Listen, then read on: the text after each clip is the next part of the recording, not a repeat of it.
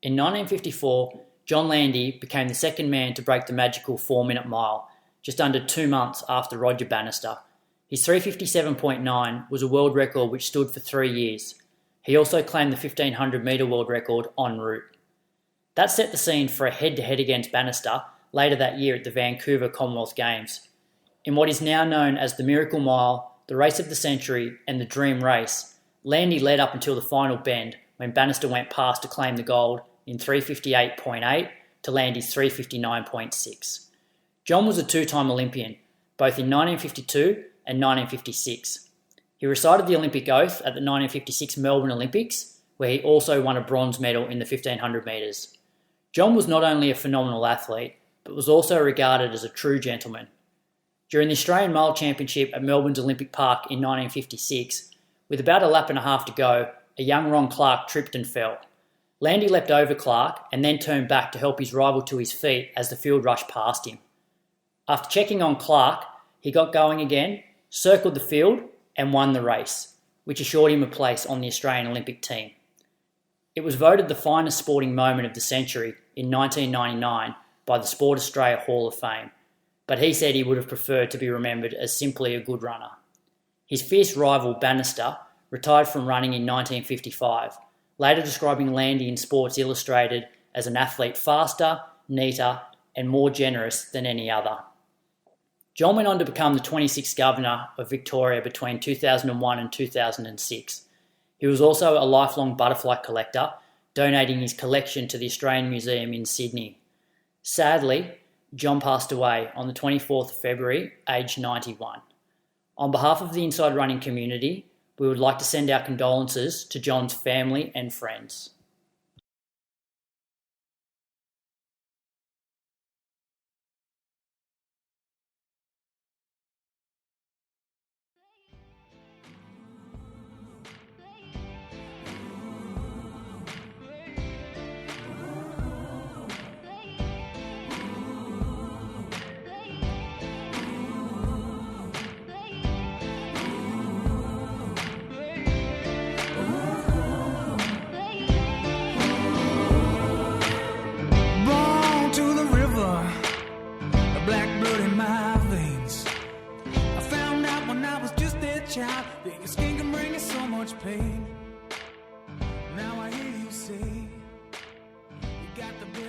This episode of the Inside Running Podcast is brought to you by Pillar Performance, Australia's leading sports micronutrition brand, providing high-strength formulations to support recovery, elevate energy, and relieve joint inflammation for endurance athletes. Available now at pillarperformance.com.au.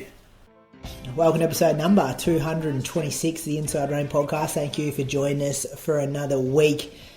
Big show coming at you, a bit of running news coming at you from Hobart, a bit to reflect on in the world of running that's happened here and overseas, and all the usual segments that we have on the podcast each and every week. Recording on a Sunday evening this week, so different kind of vibes at Inside Running Podcast HQ, but hopefully the show comes across as normal. Welcome to my co-host down in Anglesea, fresh off his time trial race handicap thing this morning. Julian Spence, how you going? Good, thanks. Pulled up pretty well. You? Had a big morning this morning. Pulled up all right from it. It was only the second kind of workout I did for the week, so just like another with a 6K warm-up cool-down. That wasn't too bad, really. Yeah, okay. And Bradley Croker, my co-host from Canberra, how are you going this week? Going well, Brady. Yeah, I've had a good week of training, enjoying my running, so no complaints. Bradley Ingebrigsten, I was going to introduce you as, actually. Fully forgot to say that. How many kids are in that family? He's so happy with himself. The ninth Ingebrigtsen? He's really riding high at the moment. Oh, yeah. He thinks he's discovered this piece of gold or something, doesn't he? He watched one YouTube clip and all of a sudden he's an expert on coaching. Do you know what I'm up and about is the fact that I can actually run and my legs do what my brain tells it to do, which I haven't had for a long time. So it certainly makes running enjoyable when you're moving the way that you should, or you know you can. You know it'd be a good laugh, Croaks. Change your last name on Strava to Ingebrigtsen and put the little Norwegian flag emoji. You would get that many kudos, comments and stuff like that for doing that. That would be a great gag. I shouldn't have said it on air. I should have said do it off air and then you would have taken all the credit. But that would be good.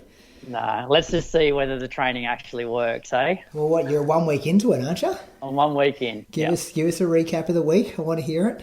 All right. So, Monday just went out for an hour after work. 424s. And then Tuesday was, I guess, the first session for the week. So out at the track, the plan was to do 16 400s off 30 seconds recovery. And the range was sort of somewhere between 5K and 10K pace, but sort of average somewhere in the middle for the whole session. There was a good group of us. There was probably like 6 in the pack. I probably ended up leading maybe 6 or 7 of the reps overall, and they sort of ranged. I think the slowest was like 79 and the last one was 70. Averaged about 76 for the whole. Actually, I ended up doing 17 because we lost count. It's a lot of reps. So averaged 76 for the whole session, which, what's that? That's like 3:10 kilometre pace. So, I reckon I'm in probably high 15s, 5K shape. But I loved it. It was just that real comfortably hard. Like I could have easily done 20, 25 of these. And looking at the heart rate data, what I like about it is you get your heart rate up reasonably high. Like I was hitting high 160s, low 170s, but it doesn't feel too taxing. And that 30 seconds recovery, your heart rate doesn't come down a lot, but it's enough for your legs to feel recovered. So like biomechanically, you feel really smooth on all of these reps. And obviously the pace is not super quick. As I said, the quickest one was 70 seconds, which is, probably one rep at 3K pace and the rest at sort of 5K or slightly slower. So pulled up really well from it. Hey, just you got your whole squad on it now. Just changing philosophy here. Craig just makes them all change because he's changing. Hold up, boys! I've learnt something. Yeah, I'm just on his Strava as well. There's a few doing it. I watched this video on YouTube. We're all doing this tonight. So a lot of the guys at the moment are training for Canberra Marathon. So they had a really big Saturday workout. So it was something where they were just obviously doing something a bit quicker than marathon pace, but it's still quite an aerobic sort of session. So I thought it would actually fit in quite well for the marathoners, which basically most of the people that were doing this session with me are training for Canberra Marathon. So I thought it worked out pretty well. But no, they're not doing. Yeah, they're not doing all the sessions. 400s is pretty standard in a marathon block, isn't it? Yeah, and they're not doing. The rest of their week was completely different to what I did, but I thought that session would fit in quite well to their program. So then Wednesday, this was pretty tough actually. Largely just had a really long day at work, outside on my feet. And so then, and it was a slightly hillier loop to what I've been doing, plus a bit longer. So I did 80 minutes on Wednesday, 421s, but it was just one of those where, just after work, it just didn't feel, I was just happy to get it done. Thursday was much the same, but I only did 10.5K at 426s, but just those 2 days at work just really killed me and sort of makes you realise the difference between, although the session on Tuesday didn't take much out of me, just being on your feet all day and then going and training, it's a lot harder than if obviously you're not doing that sort of stuff. So that was Thursday. Friday I did a treadmill session. So this is the one session a fortnight where I basically it's going to be a longer sustained session. So it could be a progression run. It could be just a straight tempo over hills, something like that. And so I jumped on the treadmill, didn't really know what I was going to do exactly. Originally I thought maybe I'll do 8 minutes, 4 by 8 minutes. So starting at 16K an hour, then 8 at 16 and a half. But early on I thought, you know what, I don't want to bite off too much. So the good thing about a progression run is you want to feel comfortable, for at least 3/4 of it. And so I thought if I bite off too much early on, then it could end up being a lot tougher than I want it to be. So I decided to make it 10-minute blocks. So I did 10 minutes at 3:45s, 10 minutes at 3:38s, 10 minutes at 3:32s. I still felt pretty good, and then went in 3 minutes at 3:26s to sort of make it 9K. So I think average heart rate was just over 160. So the first 10 minutes was, mid to high 150s, and then it sort of just went low 160s for the next one. mid-160s for the third 10 minute, and then close to 170 for the last 3 minutes. But that felt pretty smooth. Once again, like in that comfortably hard sort of zone. So average 3:37s for 9K. Saturday, did an hour out at Mulligan, or just over an hour. My 14K loop, 4:23s. Listened to the Chris Wardlaw interview, which will be on at the end of this episode. Really enjoyed it, Brady. Well done. Thanks, He speaks really well, and he's got so many good stories. Bit of mayo on some of them, I reckon, but it was a good interview. Well, you got to call him out. I'll ask you at the end of the show. I might ask you what are your reflections, your takeaways from that conversation, and then I might cut that and put it after the interview. Yeah, I want okay. to know what you think has mayo on it. So this one I felt much better. So like the Friday, so coming off the Wednesday and Thursday after work, Friday I was at home all day writing programs, so I felt awesome Friday afternoon, and same Saturday felt great. I was almost going to jump on the treadmill that afternoon for a double, but I thought, you know what, like I'm still building. Like I want to have somewhere to go with like my mileage and that sort of thing. So I don't want to be too greedy at the moment, because I thought if I do somewhere close to 2 hours on Sunday, I'll get around 120 in singles, which is a pretty good week, I think. So then today, met up with Sam Toll, Victorian guy. I think you've raced him a bit, Brady. Yeah, Glenn Huntley guy, cross country. Yeah. So his girlfriend lives up in Canberra, so he messaged me to see whether I wanted to go for a run on Sunday. So I took him out to Mulligan's. So we did sort of about 90 minutes in Mulligan's and then headed down to Yerrabee Pond. It was solid, like average 4:10s for just over 27K, hour 53. But given I did a session on Friday, it wasn't like I did a session yesterday, average about 150 heart rate. Well, although that was wrist heart rate, so I'm not sure how accurate it was. But it was good, about 119K for the week in singles. So it was good. It's up and about. Hey, school teaching bang you up a bit? Oh, it does. It's more physical than sitting at home, but it's not like you're working a tradie job. Yeah, but it depends what my day is. So, like, if I'm all day PE... Oh, yeah, that's different. And I'm outside pretty much every lesson and it's hot and humid, like, you're pretty knackered, like, by the end of the day. And then you've got to go and run 18K. It's very different to doing it, without having done that. Yeah, exactly. Yeah. So if I have a day where I'm in the classroom, it's okay. Yeah. No, it's a good week. How are you feeling towards stall? How many weeks we got? 8 weeks? 7 weeks? You keep this up, you'll go in the favourite. I won't be doing any 15 or any mile specific training in the lead up to this. 400 metre reps. You just did 17 400s. Yeah, at 5K pace. Yeah, but still, you just keep them under control and then smash them on race day. Yeah, but I definitely won't be doing anything. I won't be changing anything to prepare for that race specifically. What have we got? 7 weeks tomorrow. Yeah, Easter Monday. So, look, the thing I've enjoyed about this last week is the sessions. I think this whole training program, it's sustainable. So you come away from the sessions feeling like you've worked, a bit, but you pull up really well from it, and it means that I can actually build my mileage up around these comfortably hard sessions. So that's what I really enjoyed about the week. You have to be fit to run a good mile, not that fast. You'll be right. Yeah. We talked about this in the interview. Remember Chris Wardlaw was saying that, was he talking about Stewie or Mottram or someone like that? It's got to be strong. You don't have to do the speed work. Oh, Moose will be pumped then. He'll be an aerobic beast and he'll be favourite. Yeah, we've got to wait and see the handicaps. Can't really talk who's the favourite and stuff before we see the handicaps. Well, that's where... So they ask you for your PBs and then they ask you for your season.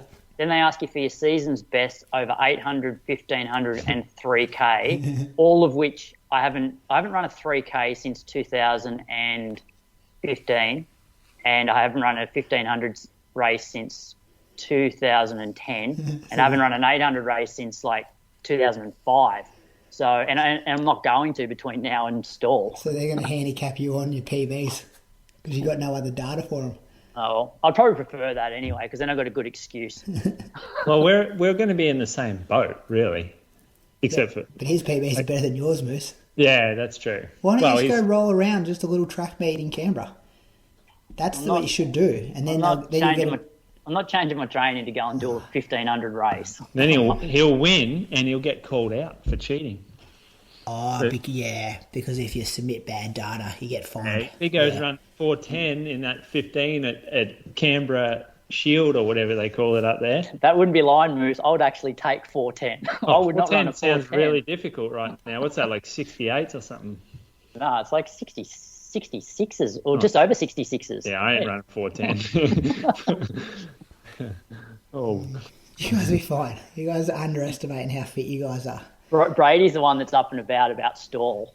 Well, I have got a season's best. So my season's best for 1,500 is 4:04 and my 800's 2 minutes flat. Yeah. So you can tell who the youngest guy is on the podcast. I'm assuming all got handicapped on that. But because I've won it, sometimes if you won it, you just get an extra tax on your handicap. They bring you back an extra 50 metres because they don't like people winning twice at stall. But surely 10 years ago, that's got to be waived, I think.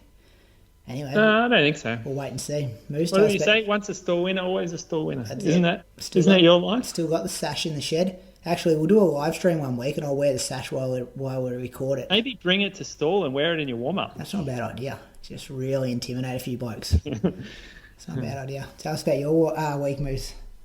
I had a bigger week this week for me. So this is my biggest week in a long time, actually. I ran 145.4 kilometres. Oh, yeah, this includes the one that... maybe... I did a manual upload. I'm not sure if it includes that because for some reason my Coros didn't link to Strava. Yeah, that was the same day mine did the same thing, Wednesday afternoon. Yes, that's right. Yeah, because mine, I remember checking back Friday. I'm like, I thought my Ks were a bit higher than that. And then my Wednesday afternoon job wasn't there. And then I saw that you did a manual upload.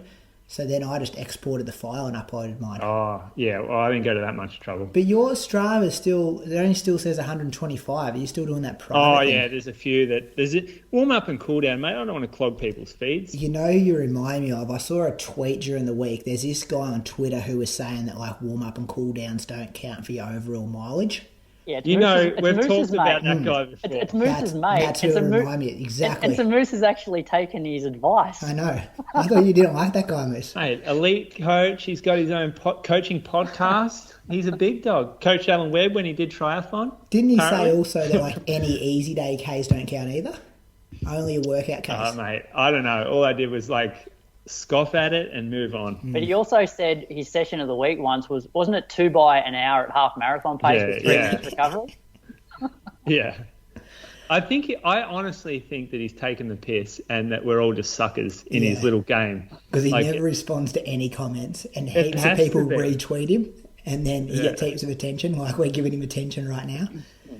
I think it's all one big game. But I haven't mentioned his name though. True. Good. I actually don't know his name. Anyway, tell us about your week.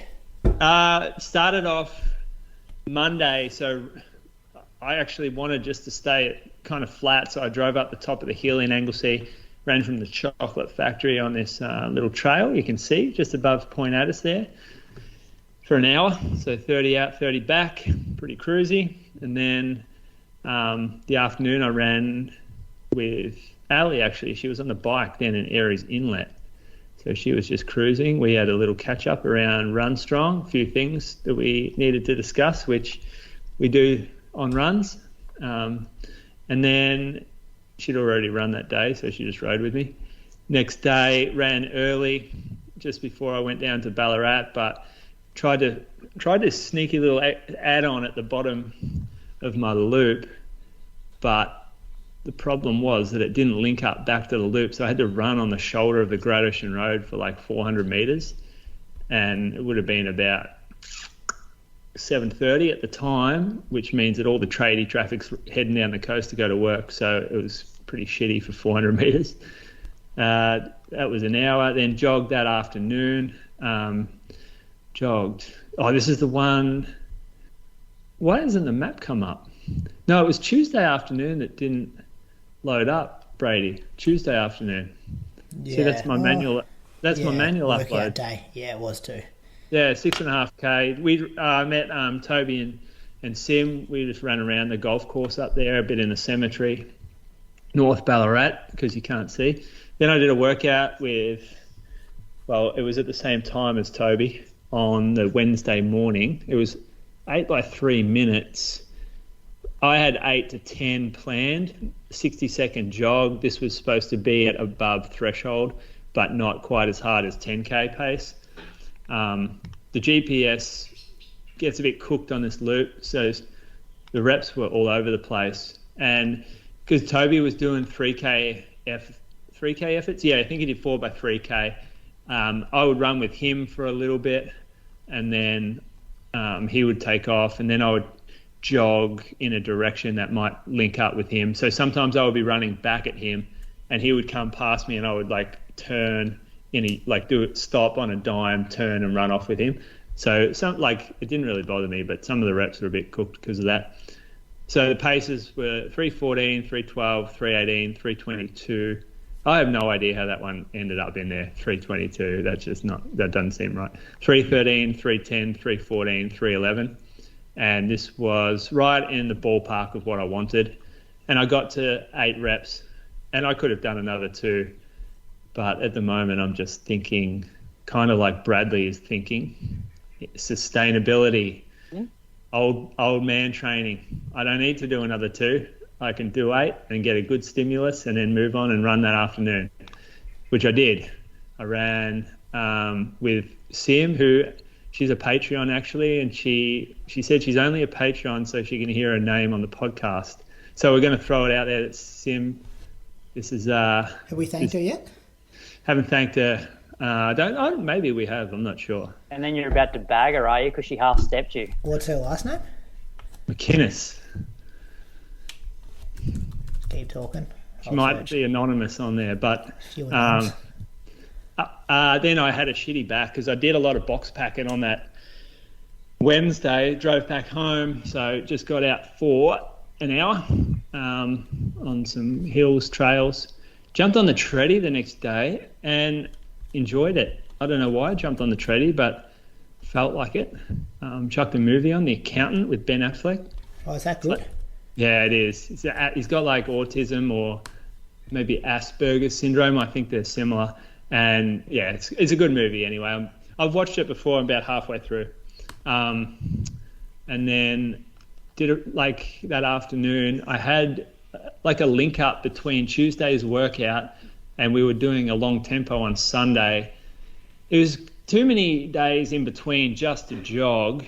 Well, it wasn't really. I probably could have just jogged, but I thought there's scope here to chuck in a little workout. So I did what I've called a bridge workout between the 2 harder workouts.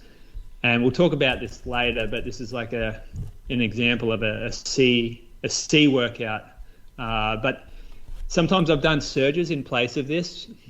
So I might do 10 by 30 second pickups along the way. A little bit more than just an easy run, but nothing like that we would call a workout.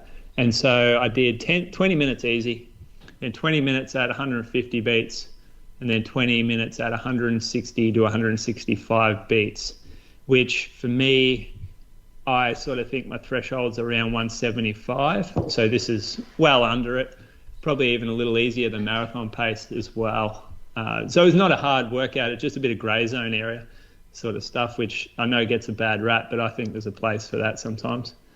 So an hour running, we'll call it a strong run. I think some people, I see Rose Davies actually does these, call it an hour of power or a strong run or something. Yeah, have you seen that? Scotty Westcott thing. Andy does them a bit too. Does he? Yeah, probably go a bit harder than what I've gone. Mine was more a progression run, but same concept, not a full tempo. Very similar concept, isn't it? Just get rolling in the second half. Oh, do they go harder at the end? I haven't looked into it. I think so, yeah. Yeah, it's not a tough. It's a workout you can run the next day. You could probably do a workout the next day if you wanted, but it's not it's harder than easy. So that brings us to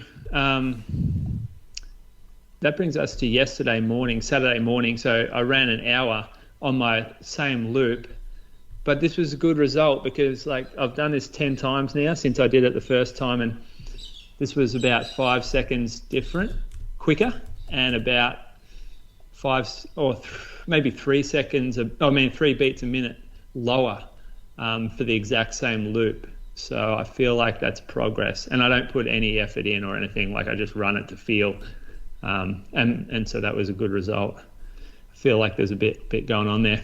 And then I've jumped on the treadie in the afternoon because I find it really difficult to stay at sort of 130 beats a minute for me. Like I want my RG runs or my doubles or my real recovery runs to be quite low heart rate. And when I go outside, I'm so impatient. I just start to get rolling, and find it hard to control that. It sort of gets away from me. So I jumped on the treadie yesterday, and when you put it at like one speed, there's no temptation to go quicker because you literally can't. So you just lock in at this speed, and then your heart rate stayed really low. So I'm not sure what it was, maybe like 125 or something. I'll just have a quick look. I did the same thing. 121. Like, yeah. I did the same thing last Saturday. I jumped on and just set it to 12k an hour, which is supposedly 5-minute Ks on the treadmill, and I put the heart rate strap on. Yeah, it was 131. When at the moment my easy runs have been like probably 140, so it's about 10 beats lower. Yeah, and it's enjoyable. Like I enjoy it. Me too. I think I'm going to use that concept more. At the moment I'm doing 60-30 doubles. And so I'll go out for the 60 and the hills and the wind, the temperature, whatever, go a bit quicker maybe. And then that second run, if there's no group or anything going, then I'll just jump on the treadie and do a really light one. Listen to you two boys, just learning all these things about running, putting them into your practices. No doubt we are. We are learning. We're always learning. It's quite time efficient as well, because like I can actually just jump on there and watch something that I would watch in my free time. And so I'm, killing two birds with one stone. You should start learning a different language or something on there, Croaks. I think I'll just watch learning Japanese or something. I'll just watch the footy or some YouTube clips. Make yourself a better individual. Watch the footy? What if the footy's not on? The footy's starting. He'd watch replays, I reckon, that kind of guy. Yeah. Only of the games that his teams won, though. Trial matches. I'm watching trial matches. Go back and watch the grand final of whenever it was. What's your team again? Cronulla? The Raiders. No. Canberra Raiders. Holding back, yeah. I don't know. All those fucking... Anyway, I think the treadmill's good, Moose. For just building your aerobic engine, recovering, keeping your heart rate in check. Yep. Agreed. And even if it's a bit warmer, stopping you from... I know this sounds so soft, doesn't it? Especially with this Wardlaw interview afterwards, but you can stay more hydrated as well. Anyway, I feel I'm a bit embarrassed to talk about it. Sunday morning, which was this morning, we went out to the Brecky Creek handicap race. So if you're... the first time I did this, Ali, she was preparing for London in 2021, where she was coming off an injury. So we weren't doing a full-on marathon specific block, but so we needed to sort of work on her strength mainly. So she was doing a lot of hillier long runs, and this was one of the workouts she did. It was a 10-miler. We call it Breakfast Creek Loop because it runs down a road called Breakfast Creek Road. It's all on gravel, dirt. Better in winter. It was pretty corrugated today. It was a bit soft underfoot in spots because, we need some rain down here. But then we did it again earlier this year late last year before Melbourne, I think it was. I was on the bike, and we've done it again now because one of the guys, Kieran, he's running Canberra Marathon, and I think we like to do it about sort of five weeks out from the race. But it's 16, it's nearly 16k, and we handicap it. So a couple of people just jog. They're not doing a workout, so they take off first, and then we had a couple of guys go off. Then it was me. Then it was Gunther. Then Michael Kernahan, who was down staying, and then Toby. So it was. I was running scared. It's a very difficult route, and I've gone too hard early on this one. So I've actually never done the loop in its entirety. I've done bits and pieces of it within long runs, but this is the first time I've ever done it as a tempo. And boy, did my heart rate get up and stay up. So you can sort of see the first hill, there's this absolute spike. I go from 155 to 174 within like 30 seconds. And then it just stays really high the entire way. Actually, I was, after about 5 minutes on that first hill, I thought, this will be an interesting experiment to see how long I can stay at sort of over 175 beats. And I actually stayed at around 180 for a long period of time. I just got a lot slower and slower and slower. In the end, I ran the loop in 3:31 pace. Yeah, that's not a great run, but it's good for me because it's my first like real race effort back from this injury, and felt good to get out with the group again around some quality runners. No one caught me, which was nice. I only caught one person as well, but good day. My new knee, so I never used to be able to run downhill. Because my knee was so shit, and now I can run downhill and I can sort of release myself more, and I've got more leg, like, how would you call it, like flexion, and so I feel like my running stride's a lot better since I've had this surgery. I'm really glad I got it, and today was one of the first times that I sort of felt the benefits of the surgery. So Toby ran the fastest time. Yeah, what did he run? Did he get a prize? Bit of respect from the group. Oh, he did his after 53.24 is the loop. Yeah, what do you do for the actual loop though? Oh, he's true. got all his one file. I'll tell you. So 324s. Yeah, but what's that for the actual loop? Time wise? 53.24. Oh, so I bet you about 2 minutes, Moose. Well, that's the Strava segment. That's not 2 minutes, mate. That's under 2 minutes. You're 55.18. It's nearly 2 minutes. How much he beat you by at Melbourne? 55.08. 20 seconds or something, I think. Not quite 2 minutes. Yeah, Brady, you would not like this course. Actually, I was talking to Archie about this today on my long run. You give me a lot of shit for not like running hills because I don't run them, but I'm actually not bad on them when I got a race on them.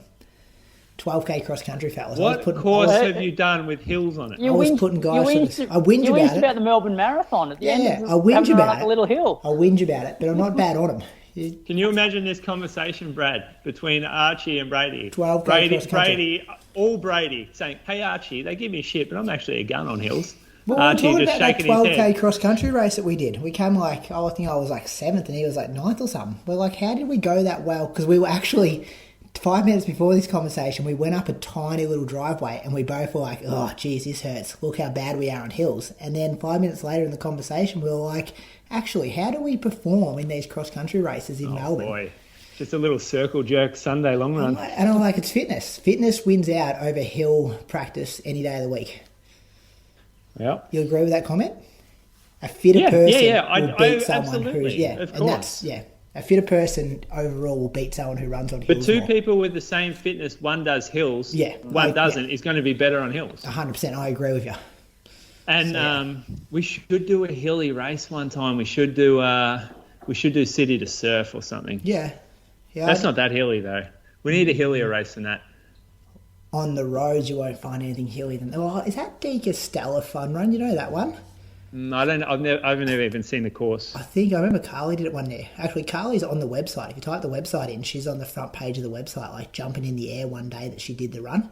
Oh. I remember her telling me that was like rolling hills. We'll find one. Yeah, something like that. Yeah, I'd be up for that. Now it's a good week. So what'd you say, 145? Because this says 125. 145. Yeah, you're getting back. Have you got any races between now and Stall? River Run next weekend. 10k, is it? 10k. 10k. Previous winner. Is there a half? Is there a half there as well? Just 10. There's a 5. 5. Mate. Will you have any competition? You better check the sponsors. The sponsors? Yeah, go have a look at the event partners. Run to PB, help them out with the programs and stuff. Yeah. It doesn't mean I've got to know every single distance. Zach is organising those partnerships, by the way. Moose, are you doing any specific training for Stall? No. I'm running and it's a running race. Yeah, exactly. Will you win this weekend? No, I won't. Who's going to win I got Toby coming down. He'll probably win. Then got Gunther's in the race. Got Fergs coming down. He's fitter than me right now. But you got Gunther today by like 8 seconds. Got Gunther today, yeah. But I might have run my race today, maybe. Pressure's on them boys, not me. I'm just rocking up as an old man. Yeah, I like this from you. Just real under the radar. I'll go through my week. I did 50 minutes Monday morning, 4:38 pace, and 30 minutes in the afternoon after school at 4:31 pace. On Tuesday, I got out for 6 by 1 mile off 90 seconds jog. Same thing you guys have been banging on about, just like relaxing things a tiny bit, finishing the workout knowing that you could probably do the same workout the next day if you had to. Even maybe the same workout that afternoon. That could be a bit of a stretch, but I was trying to think with that kind of mentality as I was doing this workout.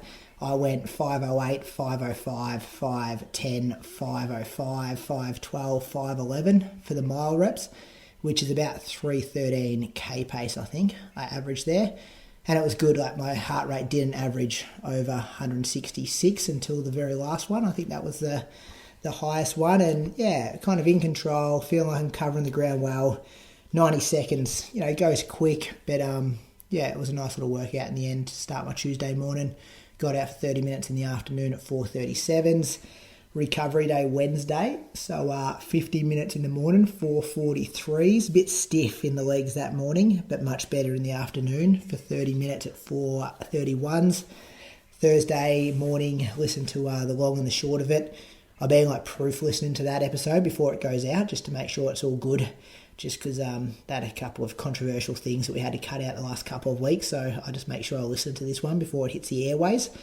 So it's good to kind of, get the first listen to that one. So that was 90 minutes Thursday morning at 4:18 pace. And first K out the driveway, 4:22s, which is a great sign. That's when you know things are going all right, when you can just get rolling straight away. So yeah, good signs there. And then 30 minutes in the afternoon. So that's 4 days of doubles in a row there, I think. Yeah, 4:24 pace. Friday, second workout of the week. I did 15 by 80 seconds at around 3:03 K pace. So not blowing the doors off, just kind of keeping them that kind of that CV kind of area. And then having 60 seconds jog between. So all up, that was a 34-minute fartlek. Got a new term for us there, do you? CV.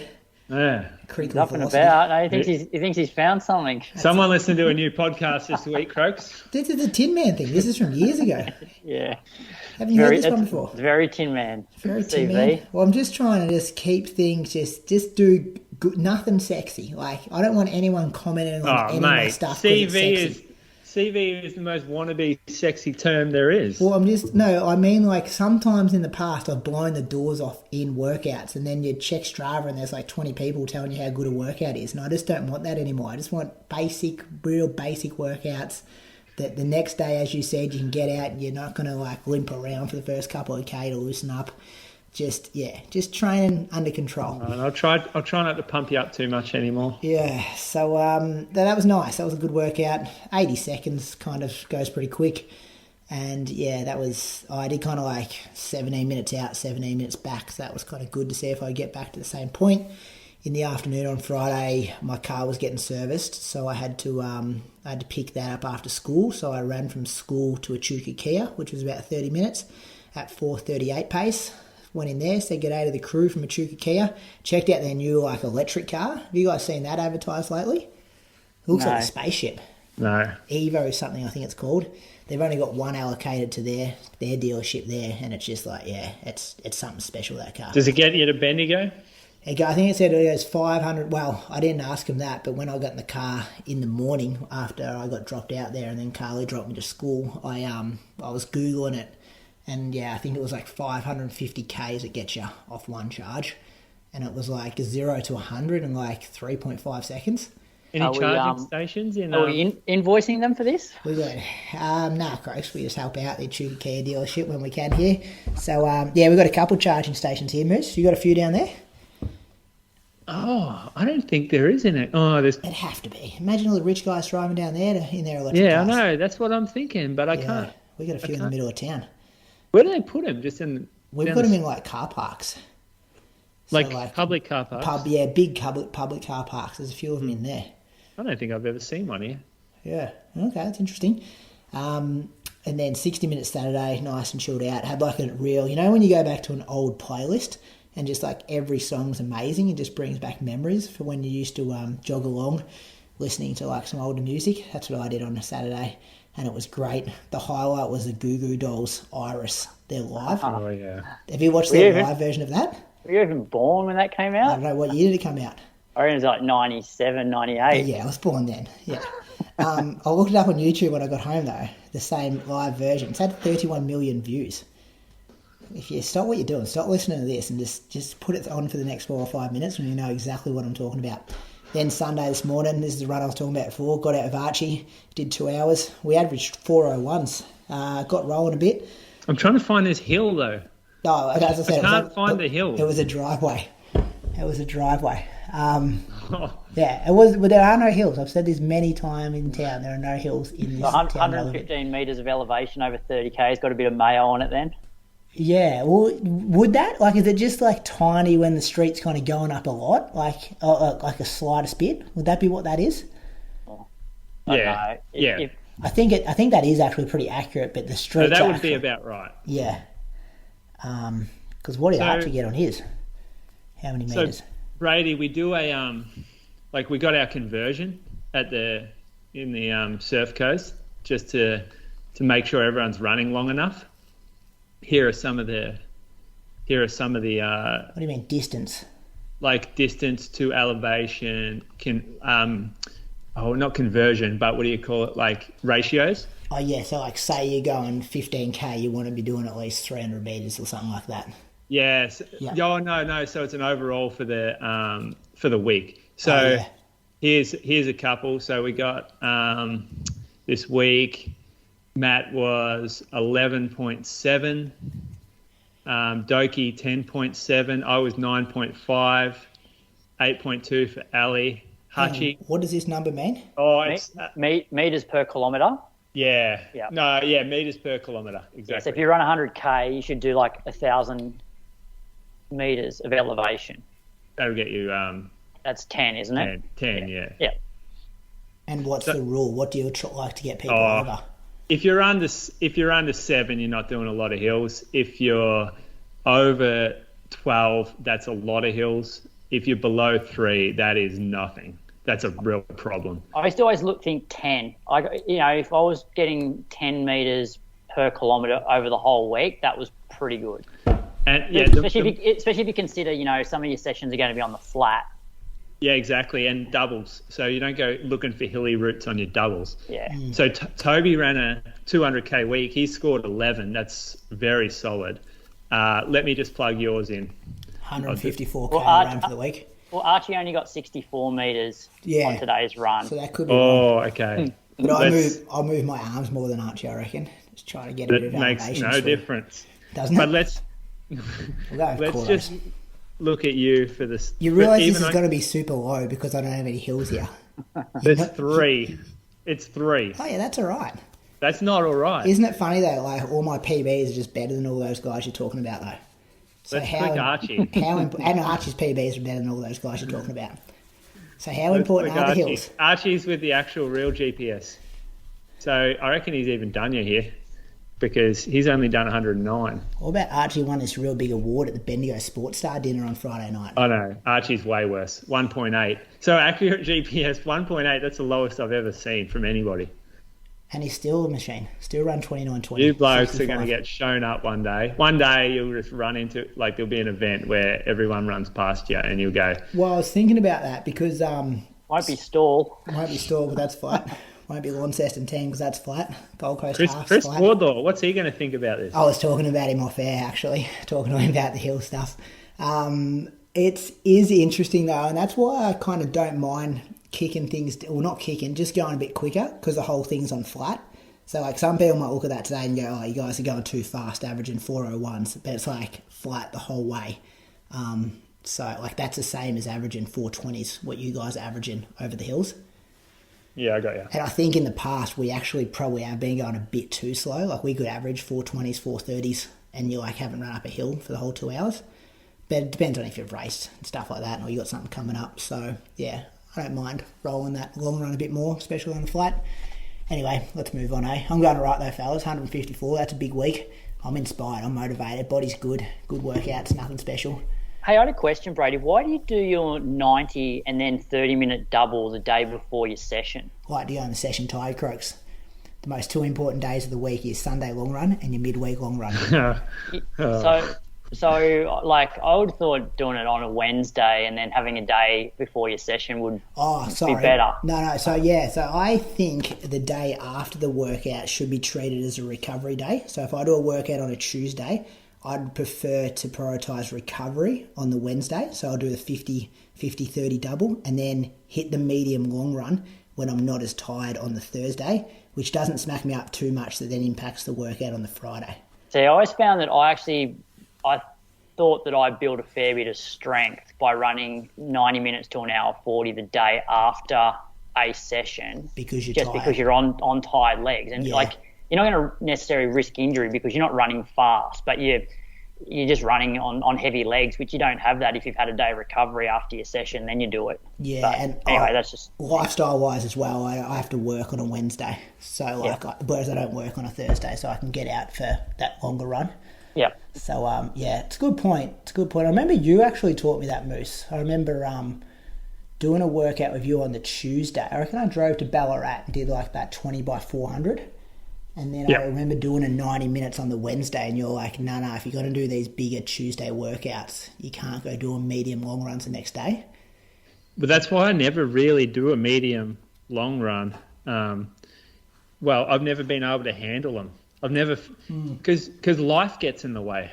Like, I'd rather double and do two bigger doubles than run, say, 2 hours before work. I just couldn't do it. It just, you would be so unproductive for the day. Yeah, and unless you're getting up like I'd have to get up maybe 4:30, 5 a.m. to fit in that medium long run if I was to do it Wednesday morning. Yeah. This is just what works with my lifestyle at the moment. Yeah. Anyway, good point though, Croaks. Let's go to Patrons. Thank some of those, hey? Do you want to kick us off, Bradley, at the bottom there? Yeah, so I got Ben Thompson this week. He lives in Tuart Hill in WA. We think he could be a UK guy living in Australia or an Australian guy who used to live in the UK.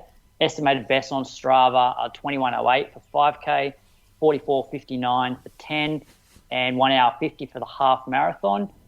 Maybe he's been doing some running on the Ultra G lately, coming back from an injury, and he also dabbles in some ultras over there in Western Australia. So thanks for your support, Ben, and hopefully you're not injured, or if you have been, you're on your way back. Yeah, thanks, Ben. Good luck. Who you got, Moose? Just got my things just playing up. Sorry. You go first. Well, we haven't thanked your mate Simone yet either, but I did look up Croaks to see where we had her name registered at the Inside Running Podcast. And your research for the Inside Running Podcast #Steigen1 team, you had her down as a potential 39 pick of 40 athletes that day. Did I? Yeah. Did she used to be a race walker, Moose? Correct. Yeah, that's it. Do you know if she ended up getting picked that day, Moose? Did she run this Steigen #1? Don't know. Anyway, I'm going to thank Matilda McKinnon from Flemington in Victoria. 1:32 at the Melbourne Half Marathon last year. Maybe has been to Japan and maybe goes under the nickname Tildes. May or may not play for the Altona Lacrosse Club. Couldn't find much on Matilda. Everything was pretty locked down. But I'm thinking some of those things. I'm heading in the right direction. I'm thinking Macca. Nah, Tildes would make sense. Matilda. Yes, I would Macca. Yeah, Tilda Macca. Anyway, thanks Matilda for your support down there in Melbourne. Macca. Who you got, Moose? James Macca McKeague from Melbourne. 18:27 5K man, 38:35 10K, 1:29 for the half marathon, 3:34 at the Enigma Christmas Cracker Marathon 2018. Where was that at? I don't know. It's got a good name, though, doesn't it? Google it does that. have a great name. Google that one. I think it was in the UK. He got cramps, though. Unfortunate for Macca. Rides triathlon a bit. Got that male model triathlon look about him. It's like a visor with shaved legs, You know when you go to a triathlon like event and like you're banging out 160k a week and you think you look pretty fit and you look like the unfittest bloke there? Oh yeah, but there's like Mac is in the pool probably doing 10k or 15k a week. He's on a bike punching weight through like punching force through the pedals. That's exactly Macca. He looks good. Looks like a real male model. Really? I mean, you can't just be fit and be a male model though. Like you got to have a good. He's got a chilled jaw kind of thing. Oh yeah, okay. Bit going on there. Send a pic. Let's go to running news. You're going to kick us off, Moose. Cat Bissett got a win over there in the indoor. Oh yeah, so good race, wasn't it? Well, I only saw the last like 100-meter clip, and she come from the back. Was it the back? She spent a lot of time wide as well. It's 50 meters. The last 50 meters, she came around the outside. So she's the Oceania record holder. We know that. She pipped Uganda's world champion Halima Nakai and Ethiopia's Tigist Girma by 300ths of a second in the women's 800. So Bissett, who set Australian indoor record last week, finished second on her indoor debut in Birmingham, dipped over the line in 2:16, 2 minutes 16, as both Nakai and Girma recorded 2:00:19. Oh, that's close, right? Yeah. That's real close. Lindenhall, they didn't know who'd won. Yeah, Lindenhall didn't have a great race. 4:07 at the same meet that was won in 3:54. So Linden not going great. Cat Bissett going fantastic. World Indoor is going to be interesting. Cat Bissett. Yeah. Coming up too, aren't they? When are they? Because the US had their trials this weekend. It's March. So did UK, yeah. I think they're picking teams. The UK were picking teams. I don't think they had their trial. They don't have trials, do they? Yeah. Mark Scott won their 3K trial. I thought they were picking on... I thought they picked on times. I don't know. Maybe it was just their indoor championships. They're not trials. But he won that. Because I noticed they were just taking the top three in the 3K. Yeah, not sure. But, 18th to the 20th of March. Oh, yeah. What's that, 3 weeks away? Be interesting. Like Stewie is going to run him, isn't he? Heard a whisper about that? Not sure. I'm not sure. Something to look forward to the next couple of weeks, though. Any other comments there, Croaks, before we go to run the bridge? No, just the Cat is in top form. And actually, Sam, who I ran with today, he does a fair bit of training with Cat and Lyndon. Yeah. He said that Cat was on fire before she left. Yeah, that's it. Run the bridge this morning. Live stream was good. Great footage of these guys. You get to watch most of the race, which is really good. Split screens, 2 motorbikes. Battle of the Sexes was really interesting. So the women went off first, and Brett Robertson caught Rose Davies, I'm going to say 2 steps before the finish line. Whoever worked out that handicap did a brilliant job because it was a quite exciting race. Yeah. Didn't look like Brett was going to catch her, but it's probably the first time I've seen Brett go like, because the camera was watching straight on. If you haven't checked the footage, go back and watch the live stream. And it's when Brett actually doesn't look super smooth because he's trying so hard to catch her. Like, did you guys notice that? Like, grimacing on the face, getting a bit messy with his technique, and just get to, like, literally 1 step before the finish line. So he won that race overall, and he ran 28:37. I'll go with the men's results while I've got them on this same screen. Andy Buchanan was second, 29:05. Joel Tobin White, 29:08. 8 guys under 30 minutes. And in the women's race, I'll just change the gender here, but Rose got the win. And, they're different results, aren't they? Sorry, boys, stay with me for 2 seconds here. Well, Rose got the win, and then second was Charlotte Purdue. Which was pretty close. Nat Rule. Yeah, so 32-32 for Rose, 32-37 for Charlotte. And I was kind of expecting, like, Rose to just kick away from Charlotte, like...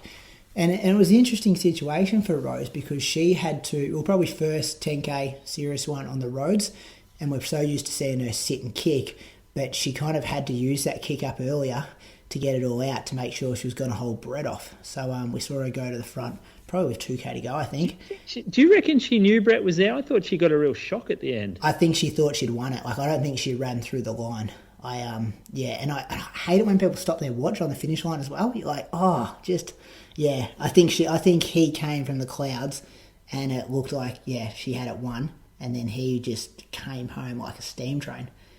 Nat Rule was third. So if I said to you boys last week, Sinead was fourth, but Izzy Batdoyle was sixth, Millie Clarke fifth. I wouldn't have had Nat Rule coming third in front of Nat Field. That's a good run for Nat Rule. And Charlotte Purdue, she gets this label that she's more of a marathoner, but she's fit, she's strong. That hilly course obviously suited to her because she was doing a lot of work off the front as well. And she's got speed. I'm pretty sure her PB is 15:18 or something from back in the day. I think to have run a 2:23 marathon, you have to have a certain level of speed. So it was a good run, but Nat Rule was a surprise for me, especially off the back of although it's a completely different event. She didn't even finish the steeple in Adelaide. She fell at one of the water jumps, and so it's a good turnaround, and she's obviously in decent shape. What do you put down like Izzy? We saw, and she was on that live stream after Zatopek saying her Zatopek performance was a 5 out of 10, but then came out and had an amazing one at the Adelaide Track Invitation Race where she ran just over 15:10, and then this one seems to be a bit of a yo-yo with her results at the moment. Yeah. Well, you go, Moose. I had her to win. That's all. I didn't expect her coming in sixth place. Yeah, I thought she'd win as well. Hilly Rhodes 10K specialist. Yeah, got the speed and strength. We saw, I think we were all pretty pumped for her to hit the roads because we thought that it would just happen. But then she did get beaten down in Burnie by Caitlin Adams, but then came back at Melbourne half, which had yo-yo effect, didn't she? Yeah, correct. That's right. No, didn't she come back and then win Noosa? I'm not sure about Noosa. I actually don't even know who. I got no idea about Noosa Bolt. I'll look that up because I feel like I missed that totally.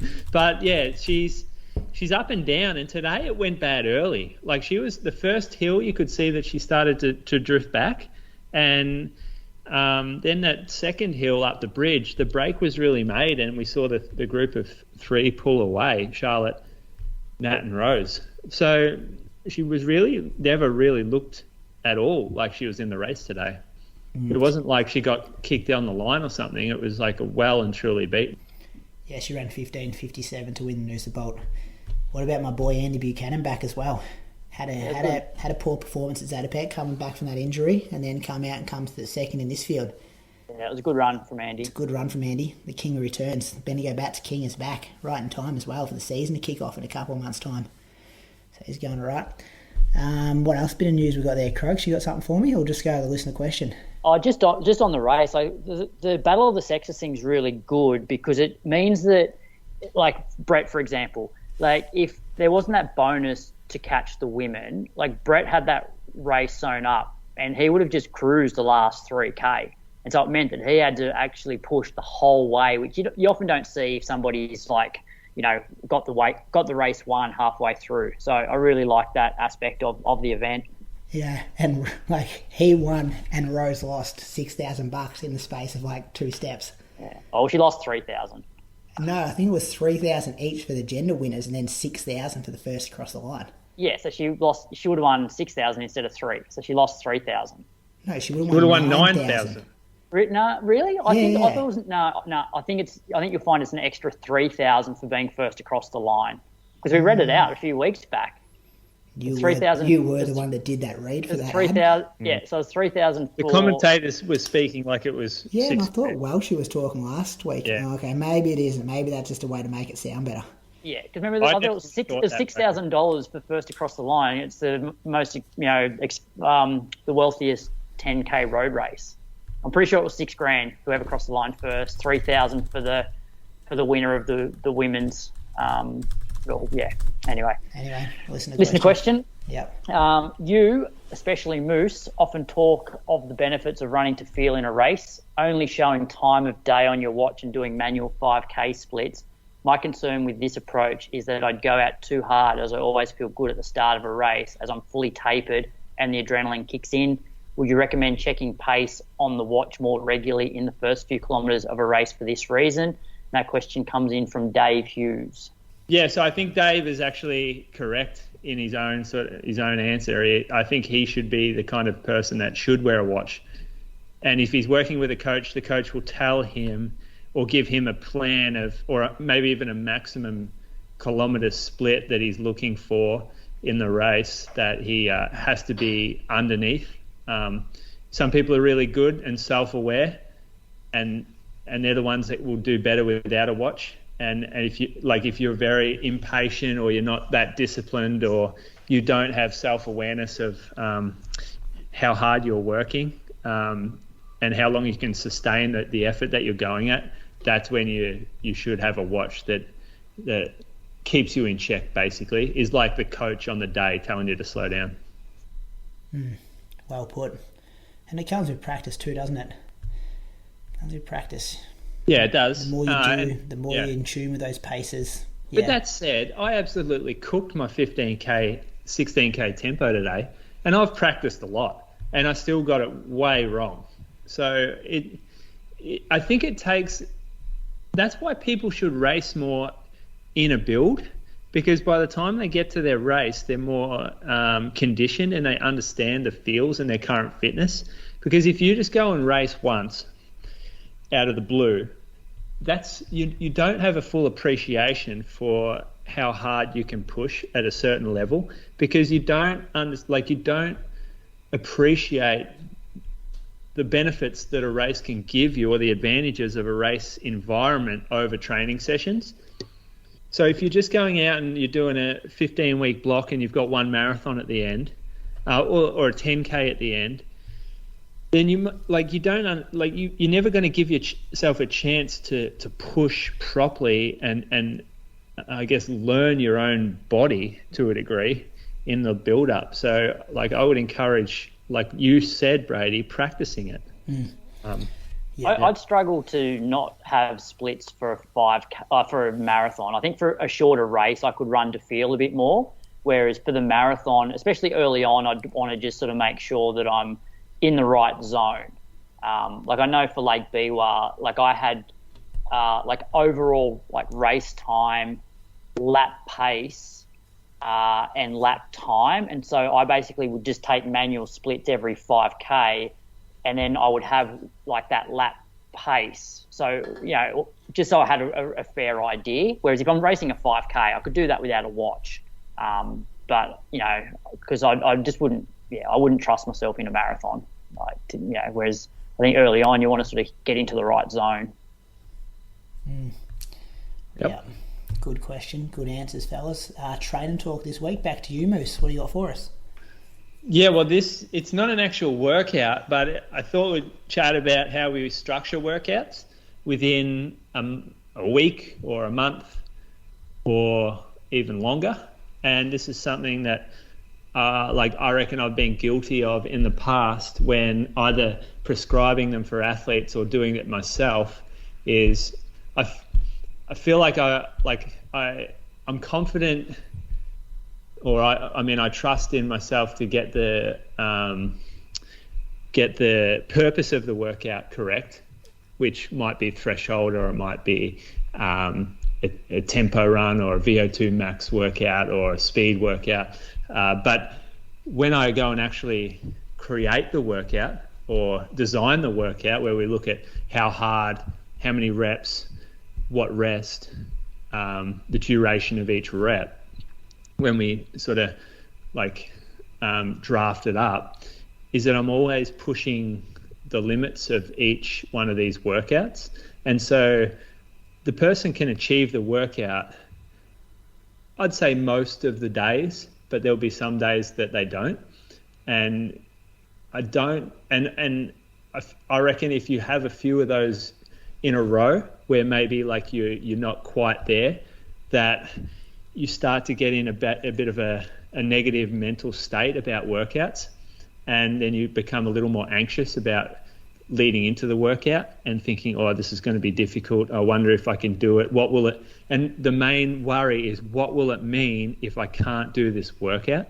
So it's not that the workout doesn't sort of go well. It's like the meaning behind it and the future of your training, and the plan isn't working, this kind of stuff. And so I was just thinking about that. I'm like, well, I still think there's room in a program for those workouts that are challenging and hard, because I think that's where you build mental conditioning and you get to test yourself a little bit, and you get some confidence from being able to run hard workouts. you get a little bit more race feel. But I don't think we should do them that often. And I think we should do the bulk of workouts at probably 80 to 90% of those big A workouts, which we've been talking about a lot lately over the past month. And like we've seen examples of Brad feeling good after his workout, you, Brady, myself, which I'm going to call those sort of workouts B workouts.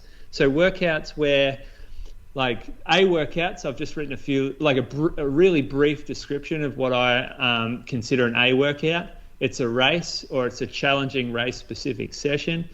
You taper into the workout slightly and you recover out of the workout. They're good for building mental conditioning, and I think you can get a lot of confidence. And I think there are also some really good physical benefits to be taken away from these, because they are the highest amount of stress that we can basically do with our training. That means. So can I give a sample of what a workout I think that would go into this? Yeah, go for it. Say like 10 days out from a 10K race, monofartlek, hard, intense, pretty 20-minute, like, you know, pretty solid 20 minutes, where like 15 minutes into it, you're building a bit of mental conditioning, and it like almost has that kind of like race feel. You're pretty cooked at the end of these 20 minutes. Yeah, I think you're right there to a degree. If you've been given the license to really push the monofartlek, which is the way it's meant to be. Like Mono would say, that's the way to do it. Yeah, that's true. Smack the ons, float the floats. You can prescribe a monofartlek as a B workout. You can. I mean, the traditional way of doing a monofartlek. I would put it more like 8 by a K at 5 to 10K pace with a minute rest. Yeah, I'm calling that an A workout for me, because I find those quite difficult to get done off such short rest, and I'm always tempted to go a bit quicker. No one actually ever does them at 10K pace. They always go quicker. So even your big marathon sessions, or you know, if you're doing a quarters session and you've actually got specific splits that you want to hit, and that's going to give you a gauge of what you could potentially run for 5K. Like, I think that one's a little bit more specific to, in terms of like Mono. There's a bit more flexibility with what you do, whereas like everyone knows you're going Deeks quarters. It's like a rough idea of what you can run for 5K. Yeah. And I think mentally, you know, it's an A1 if you're basically getting super nervous and you're worried about the session, and you're almost sort of psyching yourself out before you do it. Yeah, yeah. That's the sign of it. It's an A1. And your mood will probably be impacted on afterwards, depending how well you did it. Yeah. Like you'll be up and about with confidence if you nail it.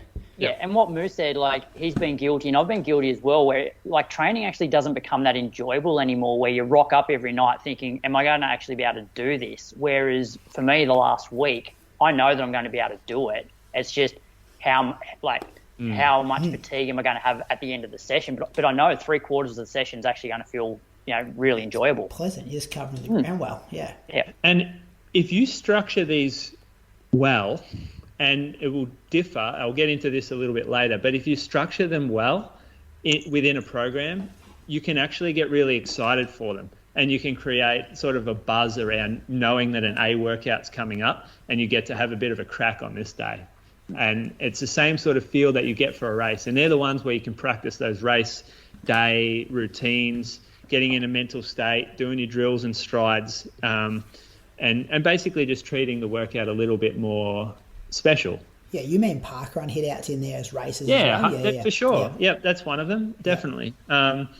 And those big, like the marathon stuff, the long tempos, like what I did today, A workout. High stress. 16K long tempo, really hard over hills. Yeah. That is an A workout. And if you, within a program, like just for the coaches out there, if you're structuring a plan, say you're doing a monthly plan, and you have an A workout there, you know you can't follow it, or you shouldn't follow it up with another A workout. And it depends on the athlete again, but some people might only be ready for one A workout every 3 or 4 weeks. Yeah.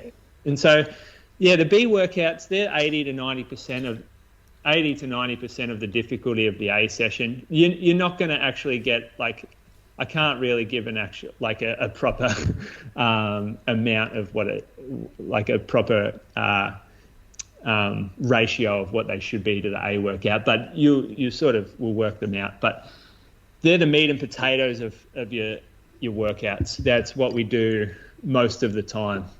They've got enough volume, intensity, and duration to be stressful, but as Brady put it before, you should be able to most likely feel like you can do them the next day, not that you will. And then the third classification is a C workout. And a C workout's what I did on Friday this week, where I didn't want to basically run over my lactate threshold, and I didn't want to do 60 minutes of like a marathon pace tempo or even 50 minutes marathon pace tempo. I just wanted a progression style run where 20 minutes was easy, 20 minutes was just a bit harder than easy, and 20 minutes above that was was even harder than easier, but not hard.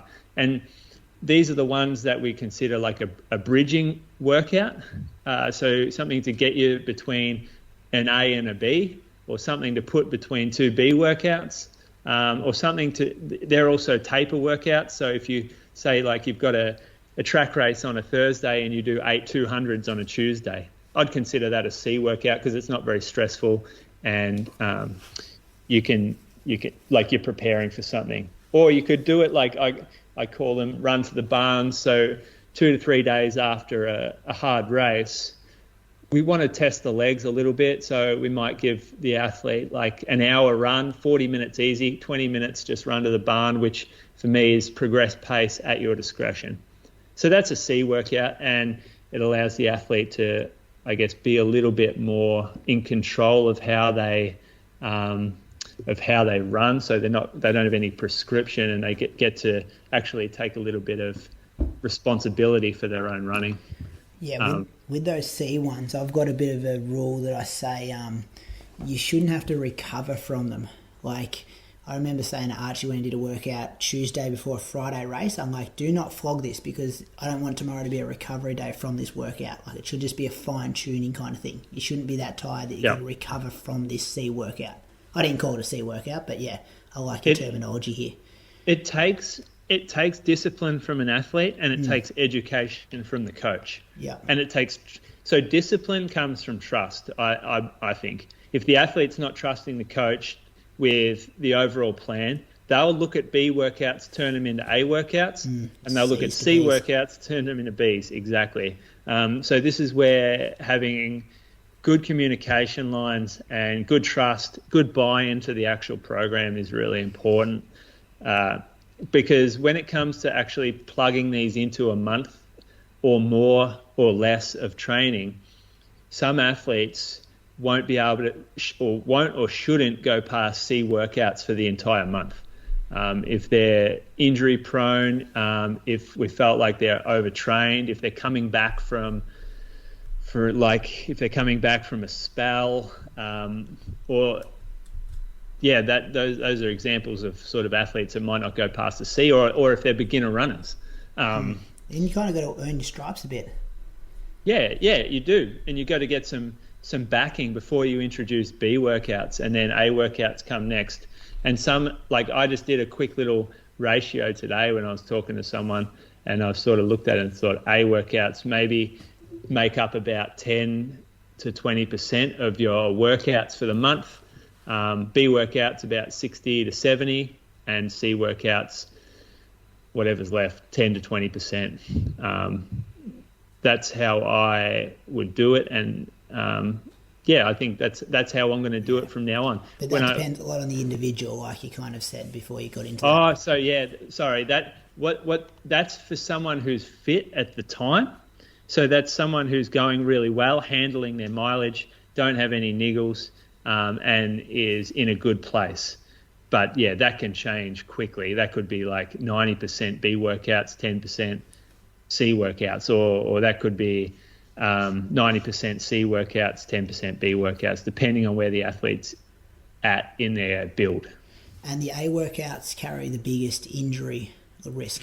That's why all of us three have been banging on about not doing fast stuff recently, because it's like we just want to do B workouts and string weeks together. It comes back to what we want out of training. We want consistency. We want volume, sustainability, and A workouts are the biggest threat to those things. And yeah, it's also more enjoyable rocking up to like a B workout, knowing that you're going to work hard today, but you don't have to be nervous for it. I think that's the sign of a B.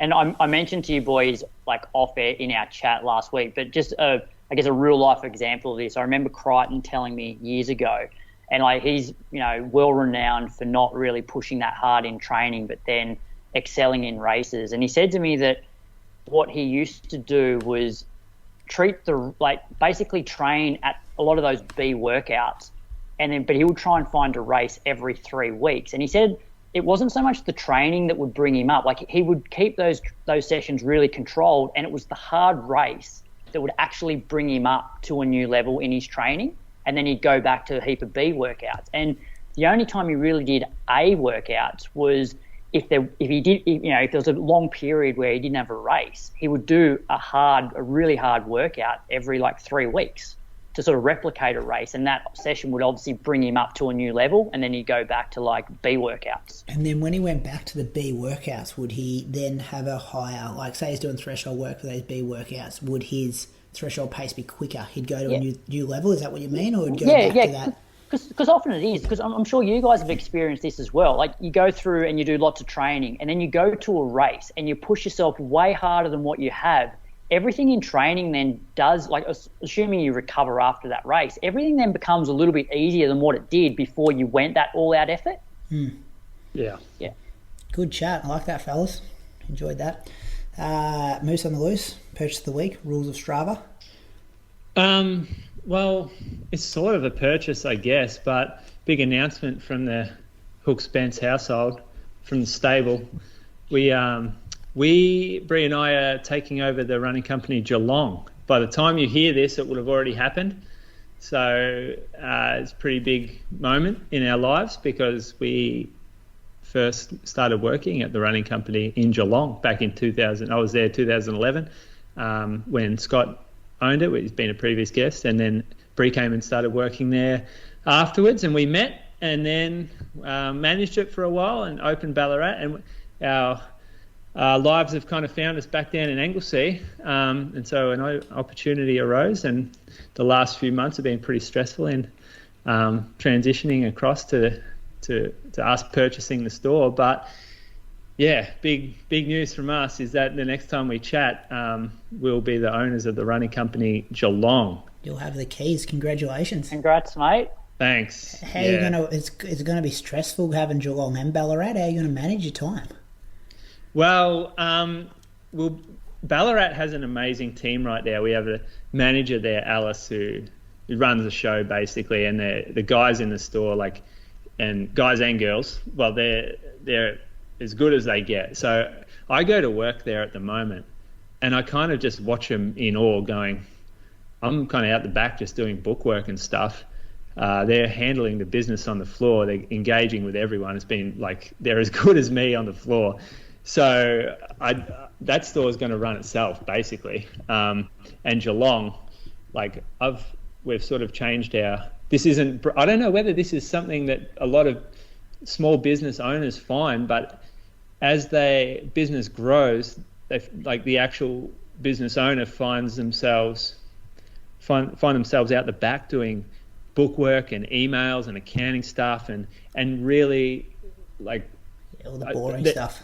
Their value as my value in the store is my shoe knowledge, my passion for fitting shoes, my experience in shoes, and being able to chat with runners, understand what they want. That's my value, and I feel like I'm as good as anybody at that. Yet I'm out the back, paying bills, and my value should be on the floor, because it's a waste being out the back. I reckon that would be like that for a lot of business owners. And so at Geelong, we're going to transition it slightly. I'm going to try to find some people to do my bookwork, and I'm going to be on the floor. Every runner that comes in, I get to have 30, 40-minute conversation with them, which is exactly why I got into this business in the first place. And I get to use all my experience in helping them. So for me, there's a bit of a transition in how I approach our business.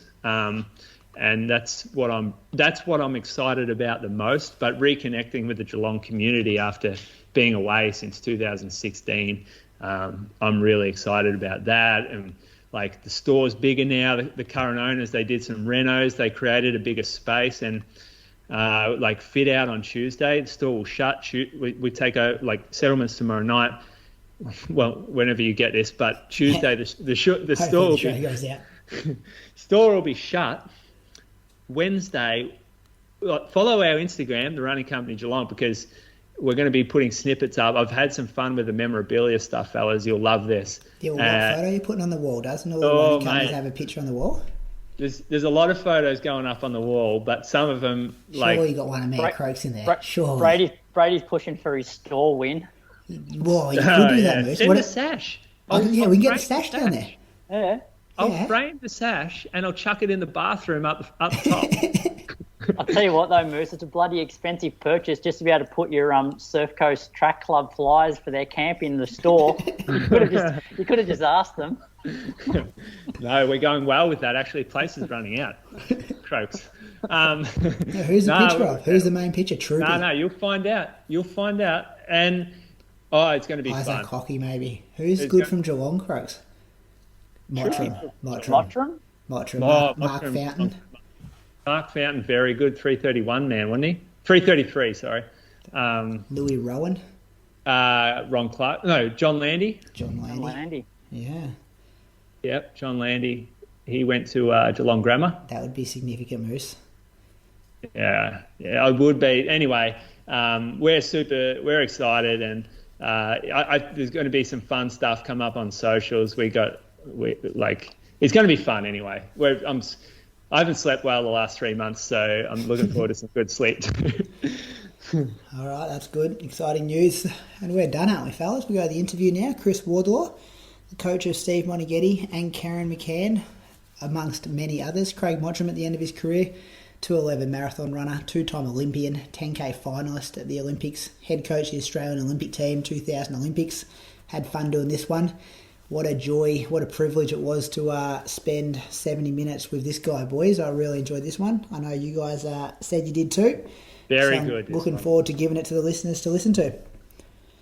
It's an interesting chat. I found there is it comes off the back of our chat about why we haven't seen Aussies break Deek's record. It comes off the back of that chat because the closest one to do it was Mona. Well, and then the other guys that have done it, say Troopy, not quite Derek Clayton, I don't think, but Troopy, actually on Derek Clayton, brilliant interview by Andre Lagersh. Oh, well, he was part of it as part of like a cardiac podcast or something. Yeah, but just type his name in. Very good. Deek. Yeah. So it's interesting because we haven't come close in the marathon, but I feel like we're running as good as we ever have in the 15, the 3, the 5, the 10, the half. So, it's interesting. There's something about what they were doing for the marathon specifically that was good, and that maybe that we've found ways to run faster over the shorter distances. Yeah, I think what he says makes sense. I think that's some good points. I agree. Anyway, so we'll throw to that now. What do you got coming up, fellas? Moose, we know what you got coming up. What are you doing there, Croaks? 3 sessions this week. And 3 A sessions this week? No, it'll be like 2 Bs, and I'm going to do some hills on Saturday, which that'll be like moving forward one of the more intense sessions, but because it's my first one, I'll ease into it. Very good. I like it. All right, boys, do it all again next week. Thanks for your time. See you later. See you, boys. See you, fellas. Oh, actually, something else that's coming up before we go. Pat Tien and Jack Rain are both doing a big 10K over in the US March 3rd, which I think is like Thursday, Friday, this coming week. So, and it's like a loaded field. All those Bowerman guys are there. I'm expecting, I reckon Pat will break his own Australian record, but Jack's flying as well. So it'll be interesting to see what they spit out there. But you heard here first, Australian records going down this time next week. Agree with me? Pat Tiernan rarely races. When he does, he nails it, other than that last lap at the Olympics, but that was still an amazing performance. And these Bowerman guys set him up to be fast, and he will go with it. We know he will. Well, we don't see Tin and run against a lot of Aussies. And so it's going to be really good to see him and Jack run. Like, if Jack goes with it, then it will be great to watch. These are guys that are breaking 13, though. Like, yeah, they're going to be going through in 13:30. That's Jack's PB for 5, isn't it? We got Jack at 61 for the half, and just coming off a Zatopek win on a shitty night. Psychologically, though, it's a bit easier for Pat because he already holds the Aussie record. So all he has to do is run a PB, and it's an Aussie record. So I think it's a bit more of a daunting task when you're so, like Jack, you know, he's 10K PB is 28:59 or something. He needs I'm not suggesting that. I don't think. He'll run a significant PB, Jack. Like he's in better shape than 27:59. Yeah. So he might run 27:35, you think, but then Pat maybe might run 27:20 and break the record. What's Possibly. the record? 27:22, isn't it?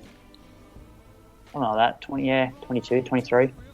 All right, boys. That'll be interesting to watch. See us next time. Enjoy this interview, listeners. Australia's leading sports micronutrition brand, Pillar Performance, is leading the way when it comes to high-strength formulations to support running performance. Pillar's range is purposefully formulated to support optimal recovery, elevate energy production, relieve joint inflammation, and boost immunity. Pillar has become the choice of Australian sport thanks to their formulation quality and batch testing program. Currently working with Ben St Lawrence, Izzy Bat Doyle, and Riley Cox, along with more than 30 professional sporting teams across the country. Pillar's range is led by Motion Armour, a revolutionary joint inflammation and longevity formula, perfect for those with a high training load on the track, trails, or road. When it comes to recovery, their best-selling triple magnesium powder is leading the way, featuring 3 forms of bioavailable magnesium to optimize recovery, improve sleep, and have you backing up after every session. The Pillar team has an exclusive offer for Inside Running listeners. Head to their website and use the code INSIDERUN to receive a free sports bottle and travel tin, valued at $15.99 with any purchase. To redeem this offer, or for more information on Pillar Performance and their range of sports micronutrition, head to pillarperformance.com.au.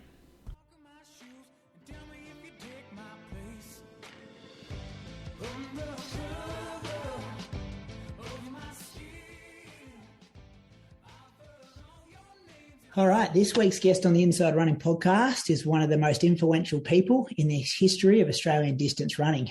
As an athlete, he is a 2-time Olympian and a 4-time representative at the World Cross Country Championships. And as a coach, has coached some of Australia's greatest ever distance runners, including Steve Monaghetti, the late Karen McCann, and Craig Mottram at the end of his career, just to name a few. Chris was also the head coach of the Australian track and field team at the 2000 Sydney Olympic Games, and has a wealth of knowledge on the distance running scene. Welcome to the Inside Running podcast, and thanks for giving up some time. Chris Wardlaw, or are we calling you Rab? Which one do you want, Chris? Chris or Rab? Yeah, thanks, Brady. No, I in athletic circles, it's normally Rab. Some people keep calling me Chris, but, mainly it's Rab, and, happy. I've had that nickname forever. I think people use it lovingly, so I'm happy with it. Well, my co-host Julian Spence, who I do the podcast with, he wanted me to ask the first question: where did the nickname come from? Yeah, it's a good question. I sometimes wonder myself.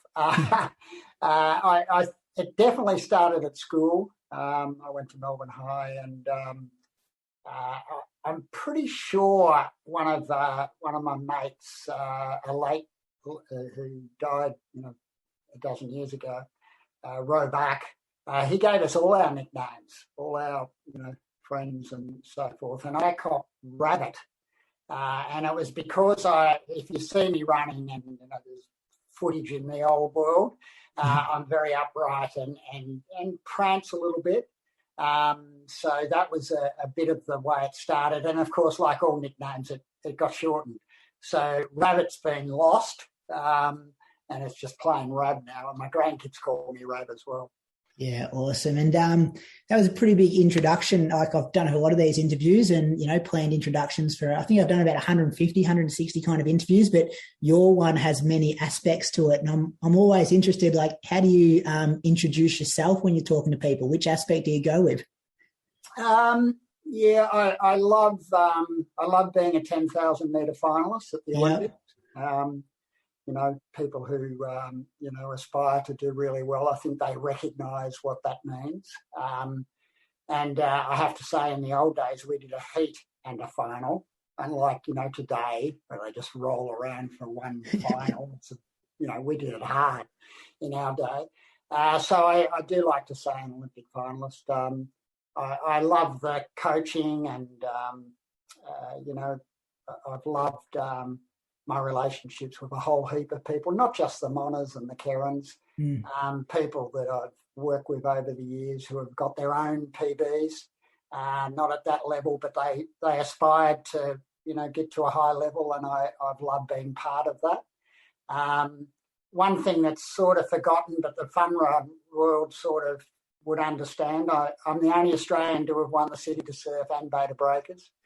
And the other person who's done it is the great Kenny Moore, who was fourth in the Olympics and, of course, one of our foremost riders. And he, as an American, won both of them. So I'm proud of that, because people like Mona and that didn't, and Jared Barrett and so forth didn't. So I'm pretty happy with that one. There's a good claim to fame. Often on this podcast, we start with people's PBs. So if you've got any interesting stories about these PBs, feel free to add them in. So I've got your 5K down as 13:34 in 1977. You were fifth in the race. Can you remember any other details about it? What happened? Where was it? Yeah, it was at Melbourne, and it was in the days when we had pretty good crowds, and we had all the we had a big a load of people who came out for it, including people like Hildenbrand, who'd won the bronze at the Olympics. All the Australians were there. It was one of my really, really good races. I would consider myself the least talented high-performance athlete in the history of the universe. I wasn't very fast at all, and I can tell you how my 800 PB was worked at to get under 2 minutes. To run 1:59 was a big, big thing for me, and I had to do some extra effort to get there. But I ended up, being able to run 2 minutes, coming home in a 1500 and, fast at the end of the 5K. But that 5K PB, because of the crowd, I played the crowd. I took the lead at about 500 and, just in time for the crowd to give a bit of a roar. It's one of my more pleasing PBs. At the time, I think the world record was about 13:13. So it was a pretty good run. And have I been knocked out of all-time lists in 5K and 10K. Sort of hanging in a bit in the marathon, which might be another. Yeah, we'll get to that discussion why that may have happened. So that my 10K PB has a bit of a story to it. So the 28:15, and you nearly you just missed it at the Olympics, though, didn't you? You were 28:17 at the Olympics, Yeah. So at the Olympics, I ran 28:17, and in the final 28:28 or 29, something like that. 4 days apart. Anyway, my feet are still feeling it. But the 28:15.6, I actually set up the race, and some people have joked that I produced, directed, and starred in the race. And I love film, so I like that sort of notion. But I got people from around the country to try and come. Max Little and Jimmy Langford from WA, and Steve Austin, I think, was in it, and a couple of others. And we ran it after a pro meet at Olympic Park because we had to find a time to do it. And I'd improved radically. I'd taken a minute out of my PB.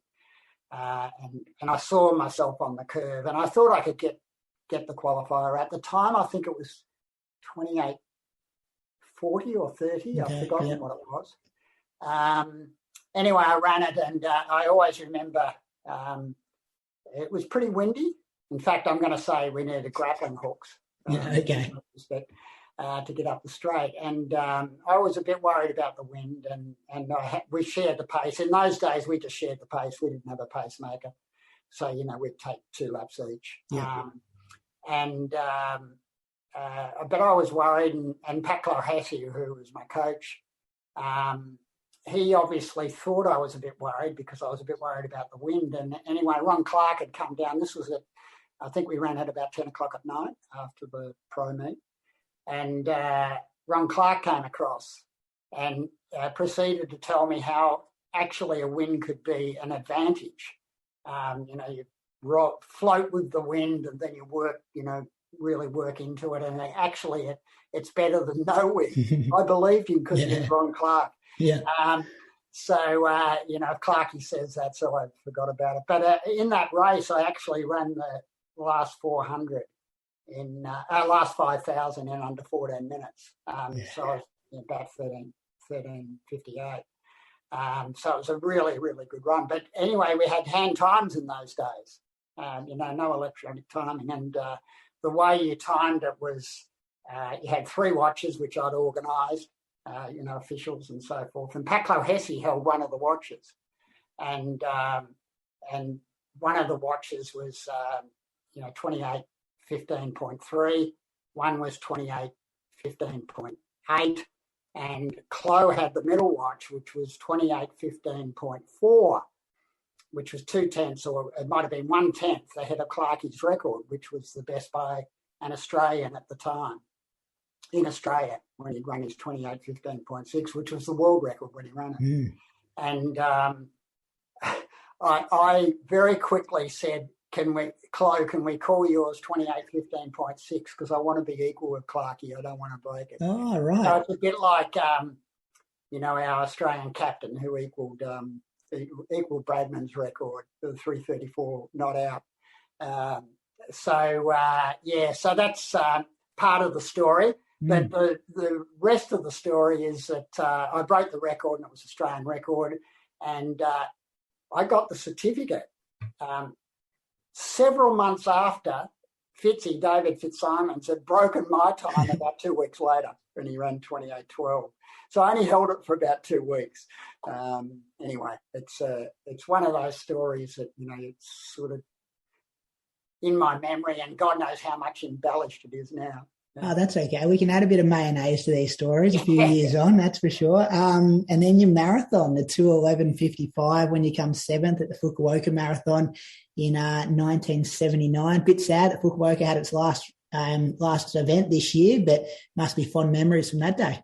Yeah, well, Fukuoka was, in our day, was a huge event. It was like the World Champs, wasn't it? Like there was no World Champs and everyone went there? Yeah. Effectively, it was labelled the World Championship, and they invited, and I've still got the book, which was the next year where I was an invited athlete, but I didn't go because I had a calf injury. But that year, I was ran up there with Bill Scott and Len Johnson, and Scotty and I ran, and we both needed a qualifier for the Olympics, even though I was sort of more going to 10. Scotty was more 10, but we were thinking marathon as well. And we actually dead heated in the race to 11:55. You'll see us in the ranking list together. And we'd raced each other to blazes, for 26 miles. And I got ahead of him, he got ahead of me. And then at Fukuoka, there's this sort of quite steep climb to the track of a couple of 100 metres. And the last lap is around the track. And around the track, I think I said to Scotty, do you want to, dead heat and hold hands, which I'd done previously with a couple of things in Interclub, which I don't know why I did it. I used to enjoy doing it with people. And so it could have been a touch of arrogance behind that. Anyway, we came across the line. Scotty collapsed on the track, and I wasn't too bad, so I felt as though I'd won, And I leant down to him and I said, Scotty, you're okay? He said, just leave me here, Rod. I've been to hell and back. And that was it. That was his commentary.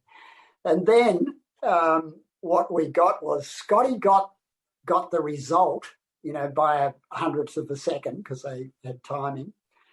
So he was 6th and I was 7th. But Scotty, great man that he is, he gave me the 6th place trophy, and he's got the 7th place trophy. What a legend! Yeah. So it's a nice story, and Scotty's Scotty and Fitzy and Steve A and all those guys, Deke of course, we had a wonderful era where we loved our athletics, and we competed hard against each other, but I think we had a really deep respect for everybody. We'll get to a bit more conversation about the marathon later on, because I've got a couple of listeners have written in some questions knowing that you'd be on the show, and interested to hear your thoughts on it. But I want to take you back to Montreal, 1976, the Olympics, your first Olympics, where you said before you had the heat of the 10K, 4 days later, the final. And then you also entered in the marathon as well. So it was a pretty strong couple of, I think it was the marathon was 5 days after the 10K final. So that's a huge 8-9 days. Yeah, no, it was phenomenal. And I didn't really have any intention of running the marathon. I'd only run one marathon prior to it. In those days, it was, I consider myself a 10K runner and a cross-country runner. More cross-country than road, really, always. Love cross-country. But there was, Dave Chettle was in the race and he'd been selected.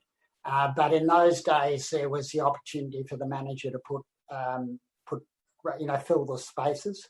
A bit different to today, where it's a lot tougher to make the team. And I put up my hand well and truly before, saying, look, if I get through the 10, I'd love to do it. The 20K walker, brilliant walker, Ross Hayward, who was a very good runner. He put up his hand as well. So the three of us ran. And I sort of, told the story that Ross and Dave both pulled out. Dave had a shocker. Nothing like his career. He's, one of our great marathoners. But I was in the lead at halfway, and I was starting to even, think about my speech. But the 210s, I did get fairly blistered. The spikes, my Nike spikes had no blisters on them at all. They were all on my feet. Mm-hmm. The spikes were perfectly unblistered. And I got through that, and no excuse, and I probably wouldn't have made much difference anyway. But I got through halfway, and I was very, very pleased to finish it. We were running up an avenue at the end called Prefontaine Drive. Yeah. And those of you who know running, it was stunning to be on Prefontaine Drive. Steve had died, the year before.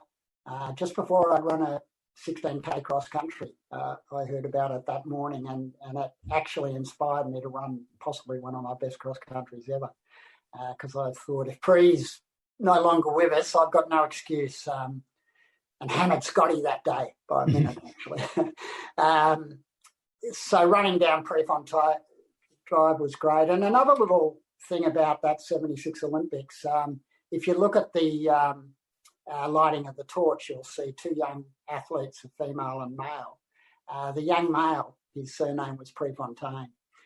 So, it had a sort of a really significance, interesting feeling. And, I was inspired by people like Pre and Brendan Foster. I named my first son after Bren because I just loved the way they ran. Really, you mean like the gut running off the front? Yeah, the gut running, and Brendan in particular followed what Clarke had tried to do. A real kick down and surging, and I tried to adapt that to my own running because I wasn't fast, as I mentioned. I had no real speed per se, but I really needed to learn to be able to run as quickly as I could to the finish. So I learned from Brendan and Pre that you don't have to run fast at the start. In fact, I'm all about relaxation at the start, but there's a moment when you decide to go, and when you go, you don't go half-hearted. It's, to the finish. Yeah, and Brendan was, correct me if I'm wrong, but wasn't he'd throw in like a 60, 62 second lap, like 3 or 4 laps out, wouldn't he? Is that correct? Yeah, when it was, hardly known. In fact, he occasionally, I think there was a 3K once where he threw in 57 or something like that, in the middle. And not when you'd expect it, not in the last third, actually in, a little bit after halfway. And I I passed that on to Mona. Mona had some fabulous battles with Andy Lloyd. And Lloydie had a great kick, as we know. And we had to find ways to handle Lloydie. And one of the things that I'd learnt in my own career, but Mona had more skills than me and was able to do it, with sheer rhythm. He learnt to be able to do a savage kick down and just get people off the bit. And he won 4 Zatapex doing that. Yeah. What did you learn from that first Olympic experience? I learned I wanted to go to the next one. Yeah, motivated. What a lot of people do. I felt as though I could be at a very high level, and I also had started to think about marathon as potentially a better fit for me. So I do remember sitting in the sauna after the marathon in the village by myself and basically committing myself to getting to Moscow in the marathon. So I'd made that decision. Now, of course, then you've got to execute it. But I had it in my mind, that was what I was going to do. But I learned, there's some great runners around the world, and it's a great sport, and it's a beautiful sport. Yeah, and you were 35th there, 2:23. So I know there's some listeners who would be interested in what that result was there. So then 4 years later, it wasn't probably as simple to Moscow, Russia. The boycott happened for a number of countries. And from what I understand, you played a big part in getting the Australian team there. Yeah, and, it's something I don't dwell on much nowadays. I'm incredibly proud that we went. And when I got most proud was in 2000. We created a cup, the souvenir cup was Australia uninterrupted to the Olympics. Never missed the Olympics, and that's still with us. And at the time, Coatsy, I roomed with Coatsy in when he was with the rowing team in Montreal. Phil Coles, who was the manager at the time in 1980. Ron Casey, who was the commentator for Seven, was so committed to getting to the Olympics. And we worked extreme. And Ron Clarke was fantastic in the background. So we had a lot of people helping. But I, for whatever reason, I ended up being the sort of the front person of it, because a lot of the swimmers were young. I was 30. So people like Deek and Gerard Barrett and that, they were much younger than me. Rick Mitchell was very significant and worked with me on it, the late, great Rick Mitchell. And so I'm really, really pleased we went. Now we have a UN, United Nations motion before every Olympics saying, let's make sure we don't have any wars or while the Olympics are on, and most countries vote for it. But I do note Australia didn't vote for it this year, which was very, very unfortunate. Australia politically, but I think it's fantastic that we ended up getting there. But I ended up getting there tired, I have to say. But Deek ran magnificently, and it was the start of the great De Castella career. And you were 28th, I think, 2:20.42. Hot day too. Yeah, it was very hot. It was so hot, Brady. It was ridiculously hot. 40 degrees. Yeah, you guys don't know what it's like. No, it was very hot and very humid. Better state for everybody. And summer marathons are like that. We've had Beijing in 2008 was very hot. Rio was very hot. Tokyo this year, I wasn't there, but gee, you knew it was hot. And it's part of what you deal with. I thought I was a pretty good runner in the heat, so I never ever made it as an excuse. I after the race, I had to be carried to the toilet by Deacon Chloe. I was so dehydrated. And it was, to finish, I thought was a fair bit of courage, I'd have to say. But I was so pleased that, we saw the start of De Castella's career where he, ran so beautifully to run 10th as a kid, basically. Yeah. Yeah. And can you talk a bit about that era of like training? So like, I know you mentioned Pat Clohessy before, but at this stage, had you worked out your own system and were coaching yourself, or what did it look like? Yeah. So essentially, I, like everybody else, I ran as a kid. I was a keen runner, but got to first year uni and lost my way. It was 1968 and we were burning the campus down at Monash, the May riots in France, et cetera, et cetera. And I gambled. I love gambling, still do, but I have to keep myself away from it. So I virtually didn't run for 2 full years.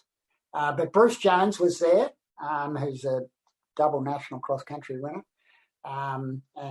He's now living in New Zealand. But Bruce got me back running, and that was a story in itself. I was just driving down Ferntree Gully Road, if you know Monash, just before Monash, the Huntingdale Road lights, and I literally, something happened. I don't know what it was because I'm not a religious person. Yeah. You've got to go for a run. And I thought, it just came, and we had a 9:00 lecture with Bruce, and I sat down and I said, Bruce, I've got to go for a run. And Bruce was one of our best runners at the time. I've got to go for a run. He said, well, come down to the sports centre and we'll go for a run. I had to actually find some shoes to run in. And Bruce, of course, decided to do a 12K loop out of Monash. I hadn't run for ages. I played basketball, that was it. And of course he started dancing around me and, making me, I got there in the end, but it was terrible. And I vowed then I'm going to beat Bruce. I'm going to beat Bruce. And I hadn't beaten him at school. He was at Melbourne High. And so I started training again.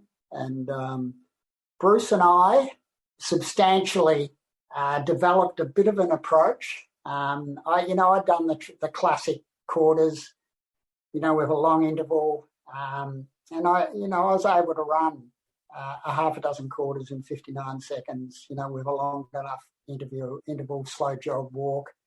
And I was still running 4:10 for 1,500. I couldn't understand this. And I remember hearing Clarke say, you don't get to stop, at the end of a lap. And I'd read Frank Shorter. He's got a lovely book, short story. It's a mimeograph.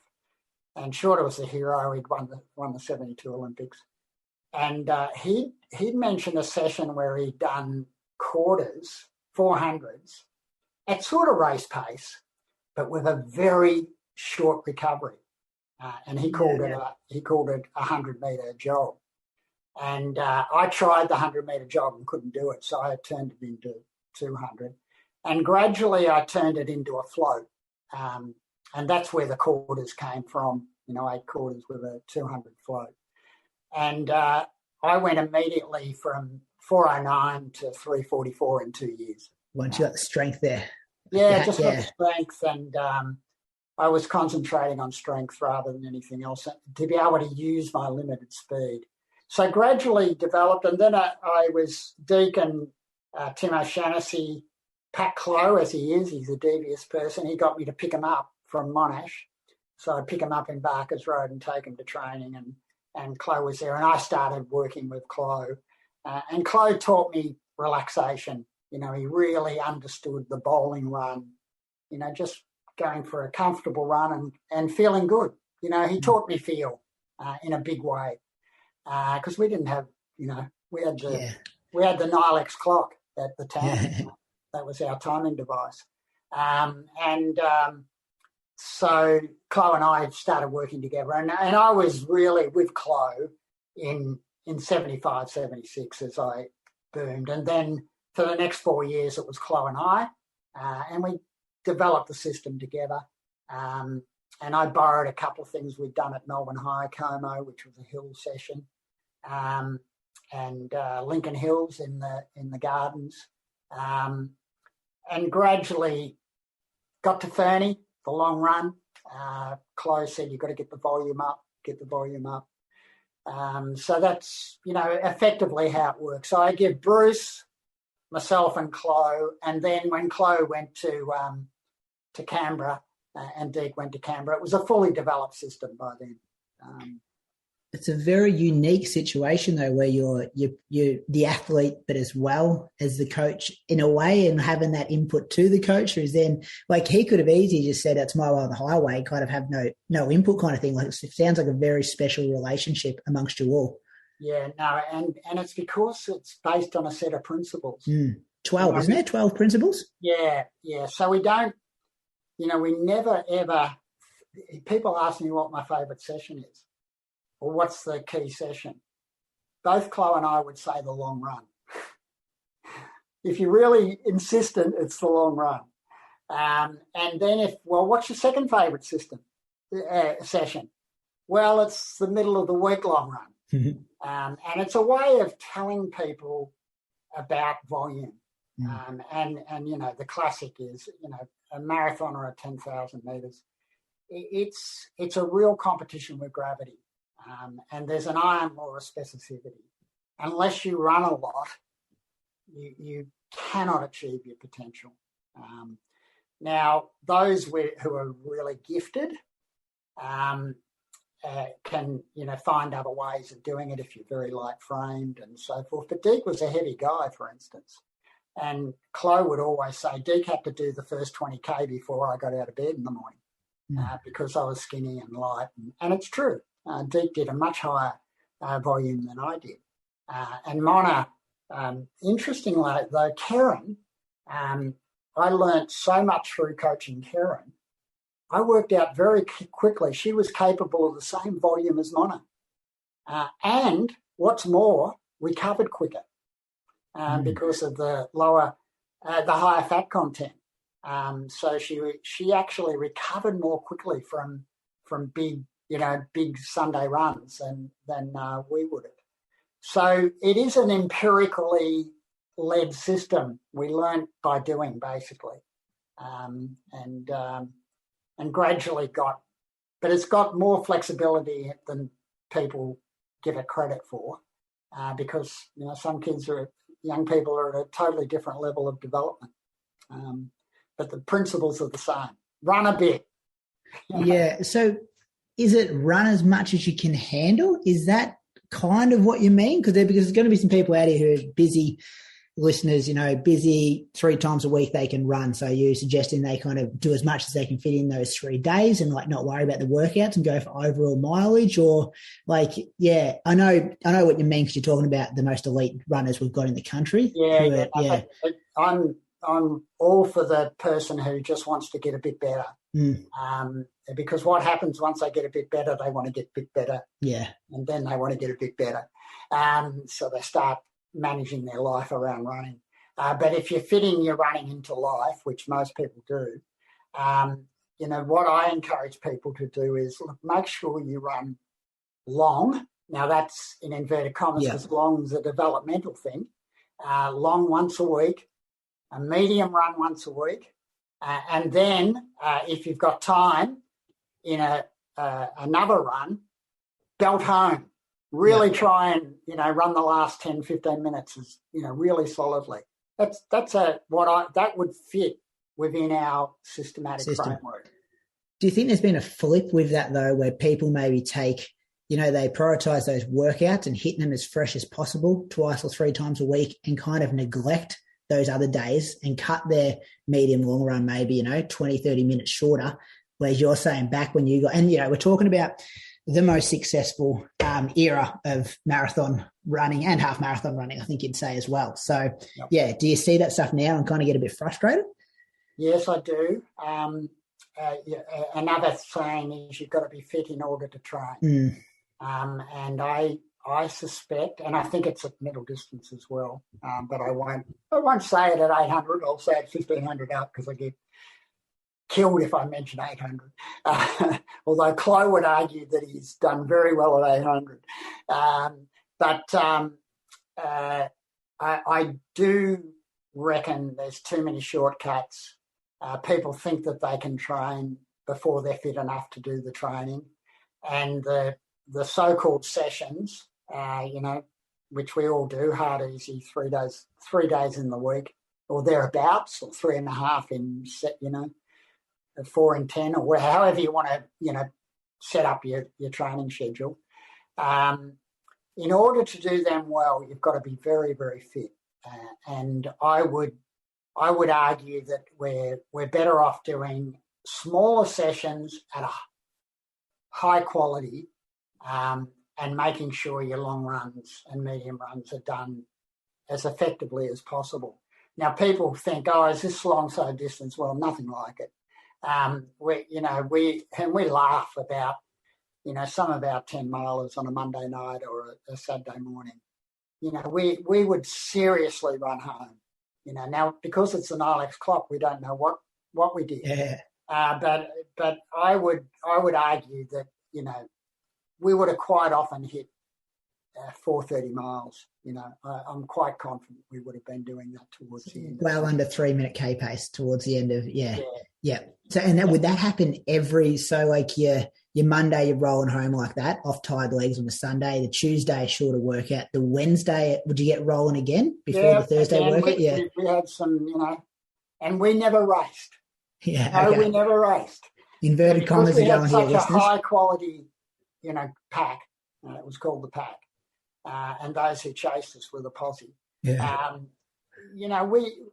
We would roll home, and of course, if we weren't ready to roll home, we didn't, and of course, we relaxed, and we didn't get defeated. And I was quite competitive. Now, Deke was phenomenal at not taking the bit. And I think he learnt more about relaxation than I did. I think, part of his strength, and I think Mona's the same. Sometimes people would laugh when they went for a long run with Mona. He'd stop and have a chat with somebody, after 10K. This idea of relaxation, but running as you feel and really coming home. But I have a proviso, because if people are written a schedule, they feel as though they've got to do the schedule. Whereas my argument is the schedule's there as a guide, and you should run as you feel, not what Strava tells you should be feeling. Okay, so if you weren't feeling it, people would just ease off, saying, "I'm not getting involved in this kick down today. I'll see us back at the park or at the cars or wherever." But if you're feeling good, there's a license to open up a bit. Absolutely, and even on our easy 10 on a Friday night, it could get quite willing at the bottom of the 10. Quite willing. Oh, it sounds like such an amazing time, and you must have formed some amazing relationships throughout that time as well. And obviously, you said before, like racing each other, like you had a lot of respect for each other when you'd race each other as well. Must have so many fond memories looking back on it. Yeah, no, the relationships are great. I feel as though whenever we bump into each other, we've always got that camaraderie. We did a lot of mileage together, and we did camps together. So we're at Falls Creek every year, and for I remember John Axenteeth and I did the 4 weeks, the first 4-week block. Up until then, it had just been 10 days, and we decided to have a bit of a crack at 4 weeks. And then it became, I spent 3 months up there in 1980 to make the team. Our stars now spend a significant period of time up there, which is a little bit about, fitting the life into running. If you're going to get to a very high level. We would see ourselves all as good friends. And what you've just explained as well, you guys are doing this after working a day's work. Like you're meeting after work on a Monday and a Friday to do these 10 miles and stuff. No one was the professional athlete that we see now? Nope, none of us were professional. Deke probably became close to professional when he went to the AIS, but he was still working as well. You know what? And we had rules. 5:35 Monday, Tuesday, Thursday, Friday. 5:05 Wednesday. If you weren't there, we were off. And if you were late, you ran backwards on the tan. So everybody knew the first lap was always on the tan. You ran backwards and joined in. Saturday morning was 9:30.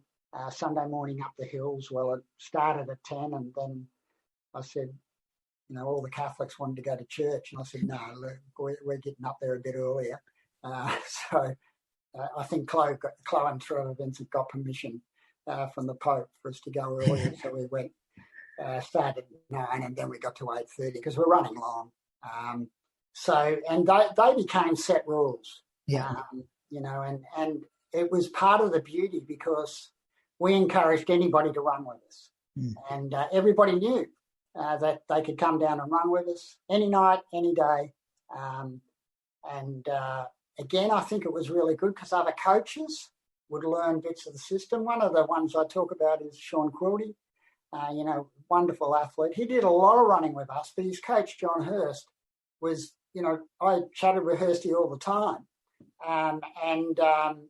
It was an accommodation. So Sean would run with us perhaps 3 times, Sunday morning, and he'd do Friday night and a couple of others. And others did the same. They joined in, I didn't see myself as competitive with other coaches at all. I wanted us to work as a team, basically to get as many good runners as we could. Yeah, and when you've got a system like that set up, I can imagine as the leader, and you've obviously worked a professional career in leadership and stuff like that as well, it just makes it much smoother, because everyone just knows what the rules are, the system to follow. You don't have to stand up at the front every day and explain what's happening because you just follow the same thing week in, week out, I guess, in a way. Yeah, no, that's right. Tim Oz makes the joke that you don't need to write anything down because it's the same week after week.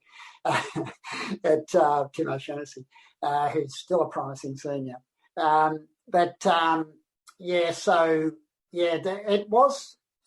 think it really did help people having that structure and everybody welcome. We saw it everywhere. Lots and lots of PBs and people running well. So I think it worked well. What we've got now is we've got a whole series of small groups. But I know there's some work being done, particularly middle distance, to try and get some people together. And I know, Andy up in Bendigo's, doing a bit to try and get people together and so forth. So I'm a big believer in the critical mass. If you've got a group, you've got a shared ambition, it just takes all the effort away because you know where to go.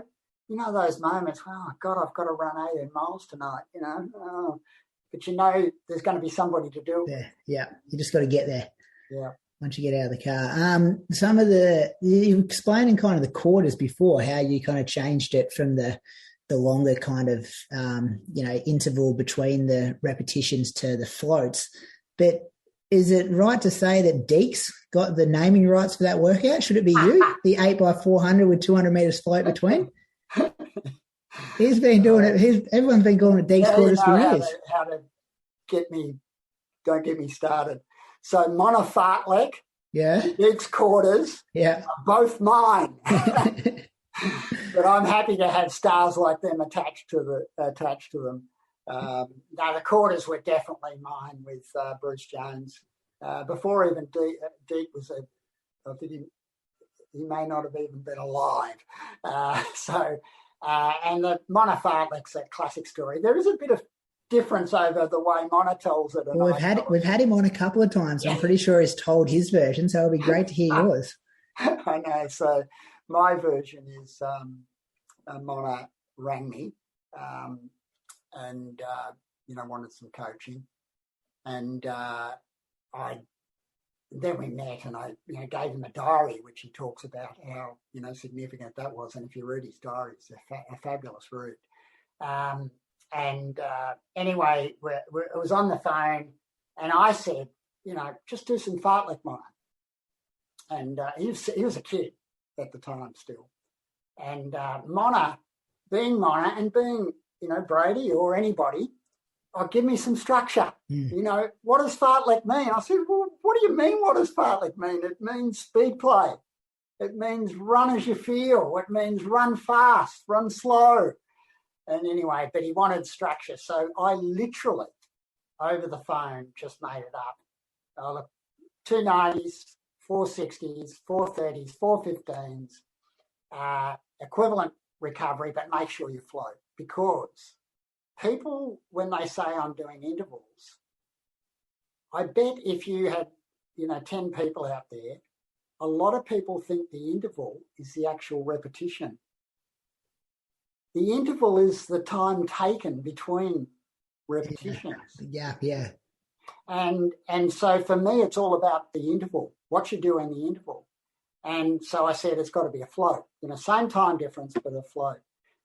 As it turned out to be 20 minutes. At that moment, I didn't know. I just said 4. And anyway, it became Mona fartlek. And it's all over the bloody world. Anyway, it is, yep. And it'll never be Rabs fartlek, I understand that. And it's one of the best bang for your buck 20-minute. If you're time poor, you do, a 20-minute warm-up, 20-minute fartlek, that one, 20-minute cool down. That's a great way to get very fit within the hour. It's a phenomenal session. And, everybody's done it. And, lesser knowns like, Nick Harrison, who ran 210. 210, yeah. A while ago. So many have done it.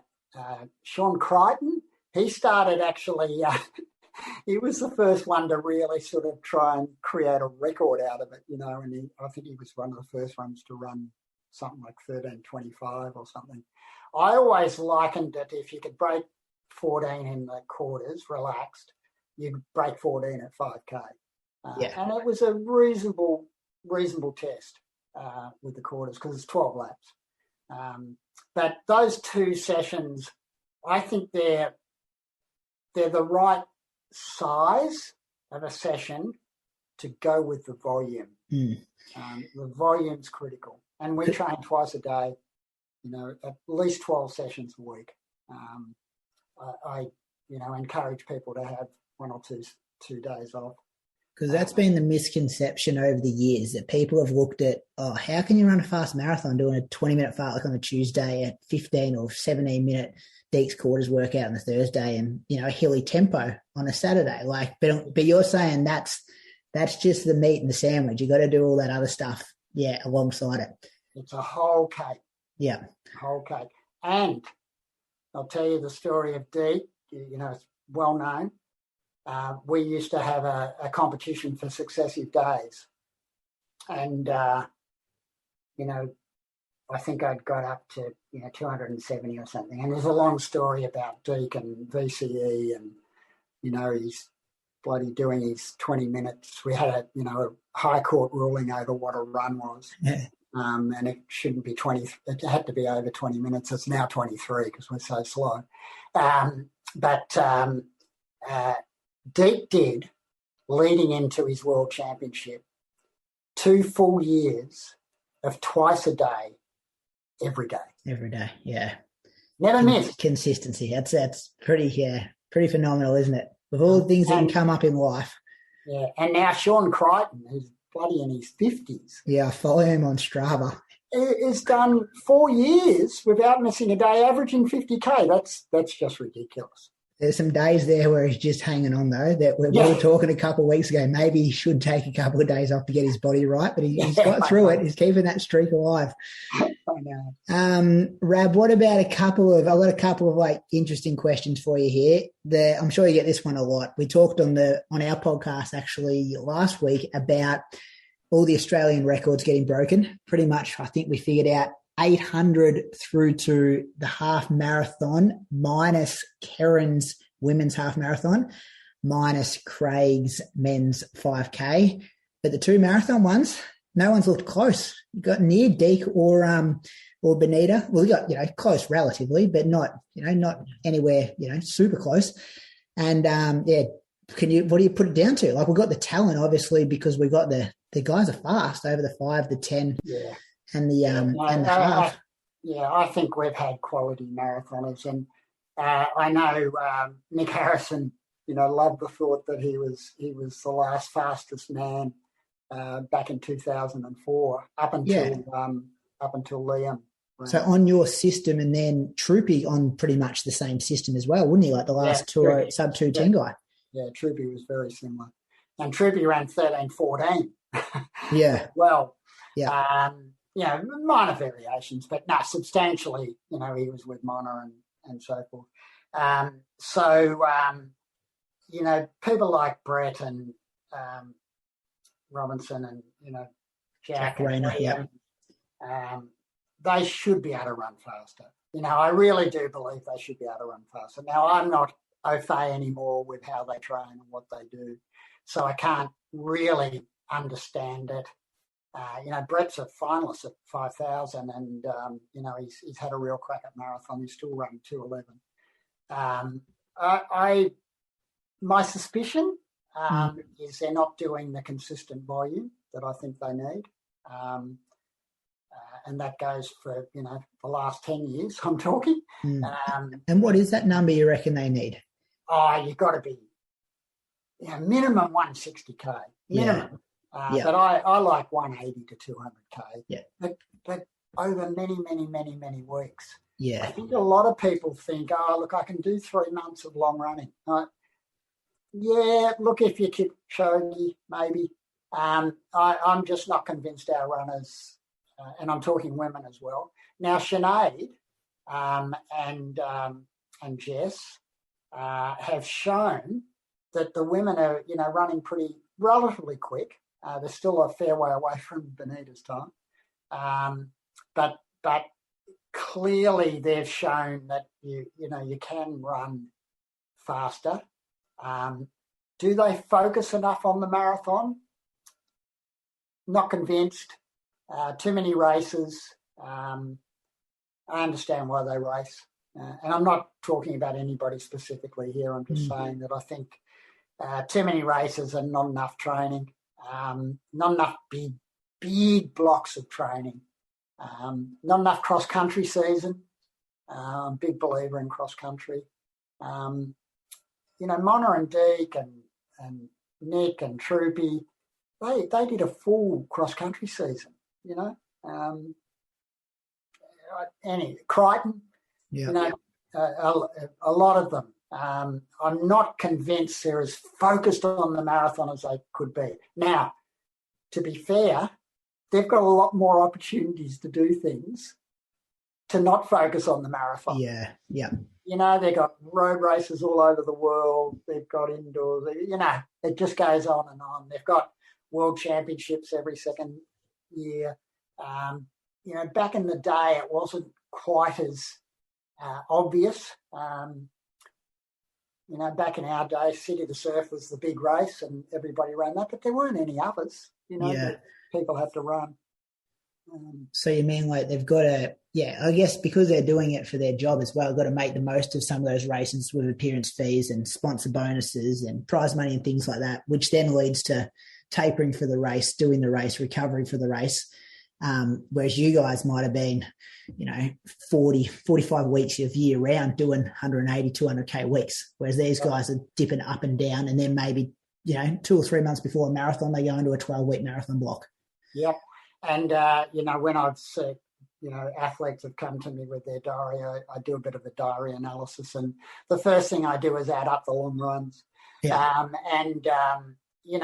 We did, in a 52-week year, we do at least 40 to 45 Sunday runs. That's the difference. And you're talking like 2.5 hours? 2.5 hours. Yeah, okay. Yeah. And the odd 3 hour.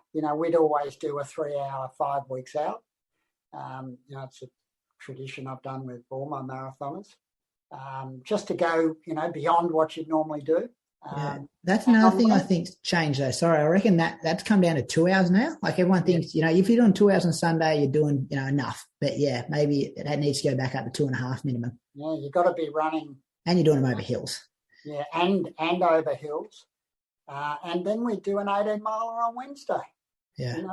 And I even, I try and say to more middle distance types, people would be shocked at what Craig was doing with Nick and before him, Bruce. He was doing substantial volume. People won't believe it. He ran his 3:48 mile, running his 15 miler every Sunday, good bowling 10 milers. He did much more than people would be prepared. They'd probably say, no, it can't be. Craig Mottram couldn't do that. Couldn't be doing that. But he was.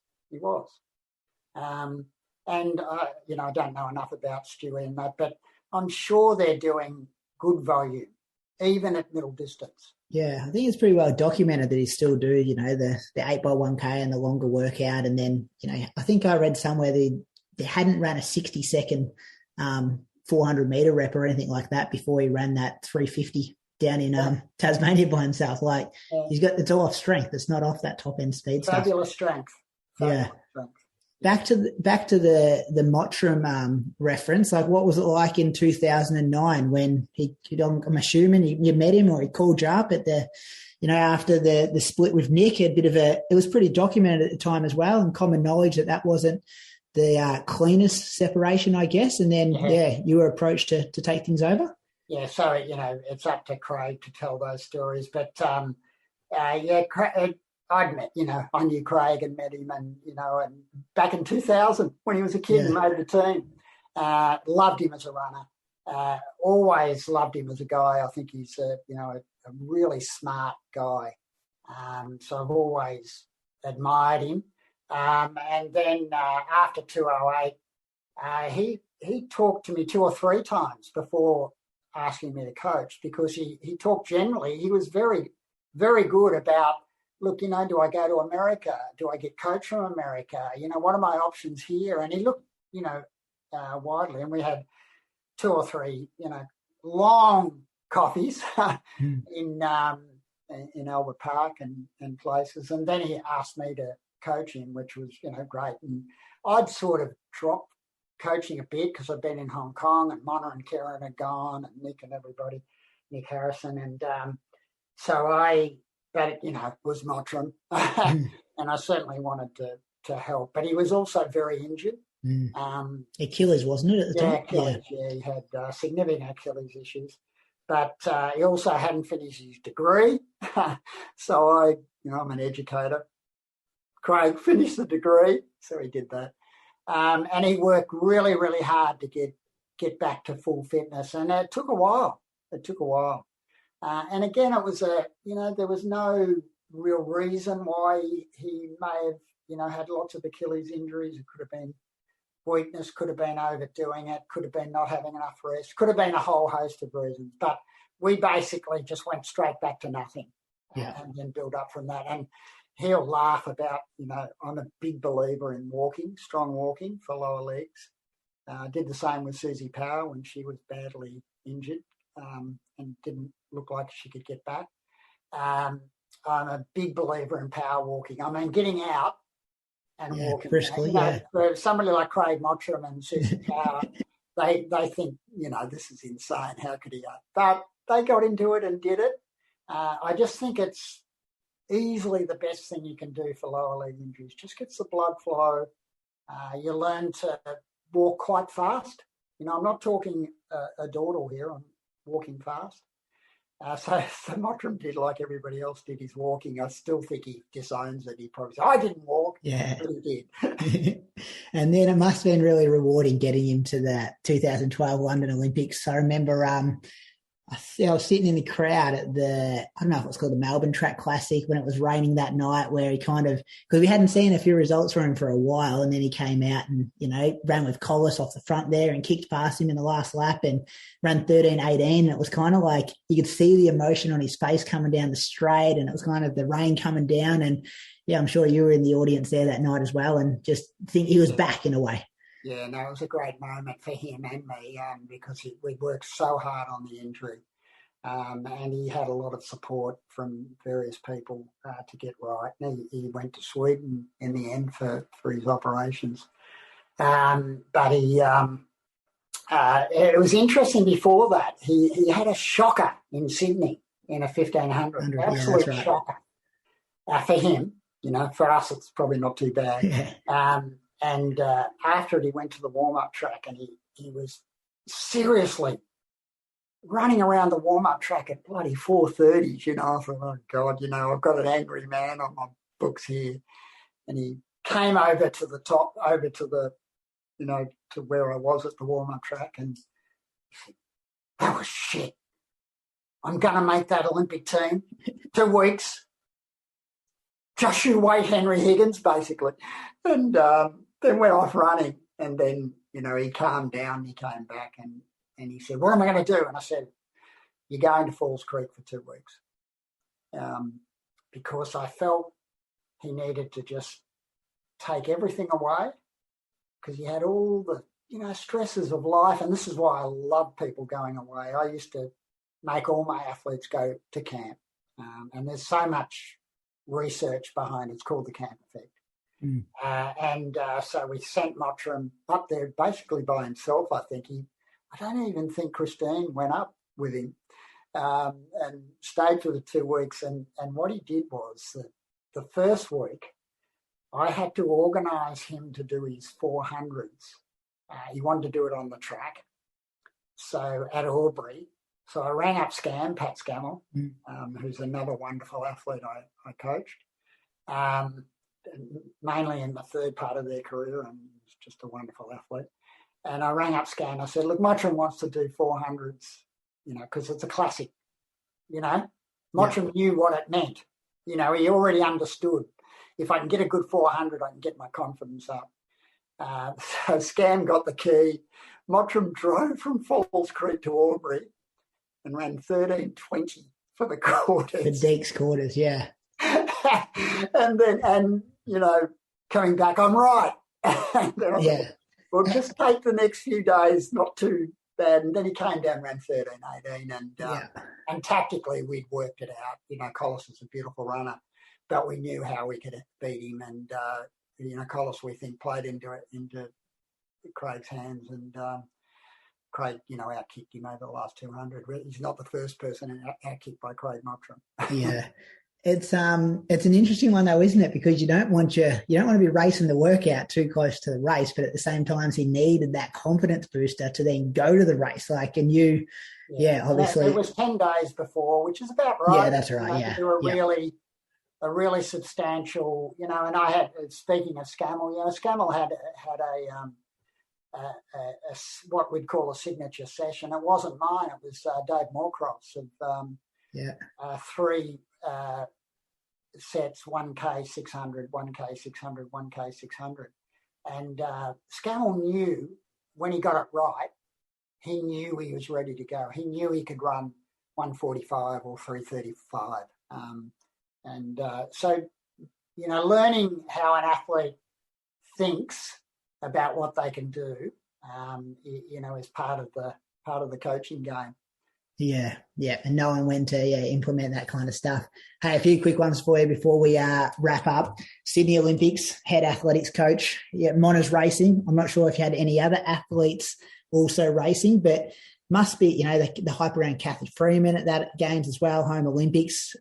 Explain that experience to it. It must have been amazing. It was. I often say, how lucky could a person be head coach of the track and field team at the Sydney Olympics? Best seat in the house. I had 6 of my own athletes in the team. 6, okay. Mona and Karen were the stars. But I had other terrific runners.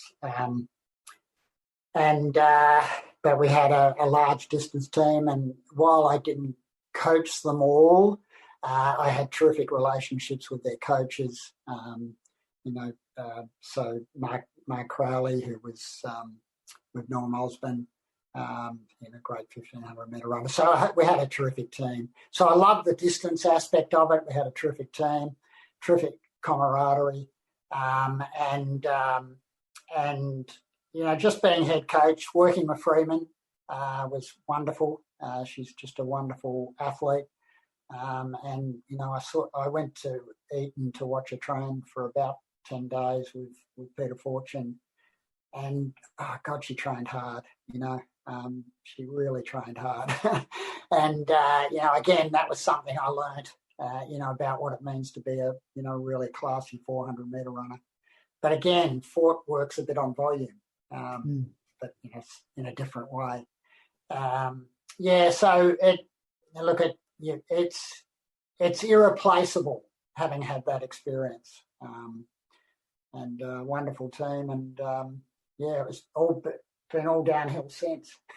Was it stressful? Like, you got a lot of people to manage in a position like that. Yeah, of course, and you felt that I've got a whole raft of memories about the stresses and so forth. I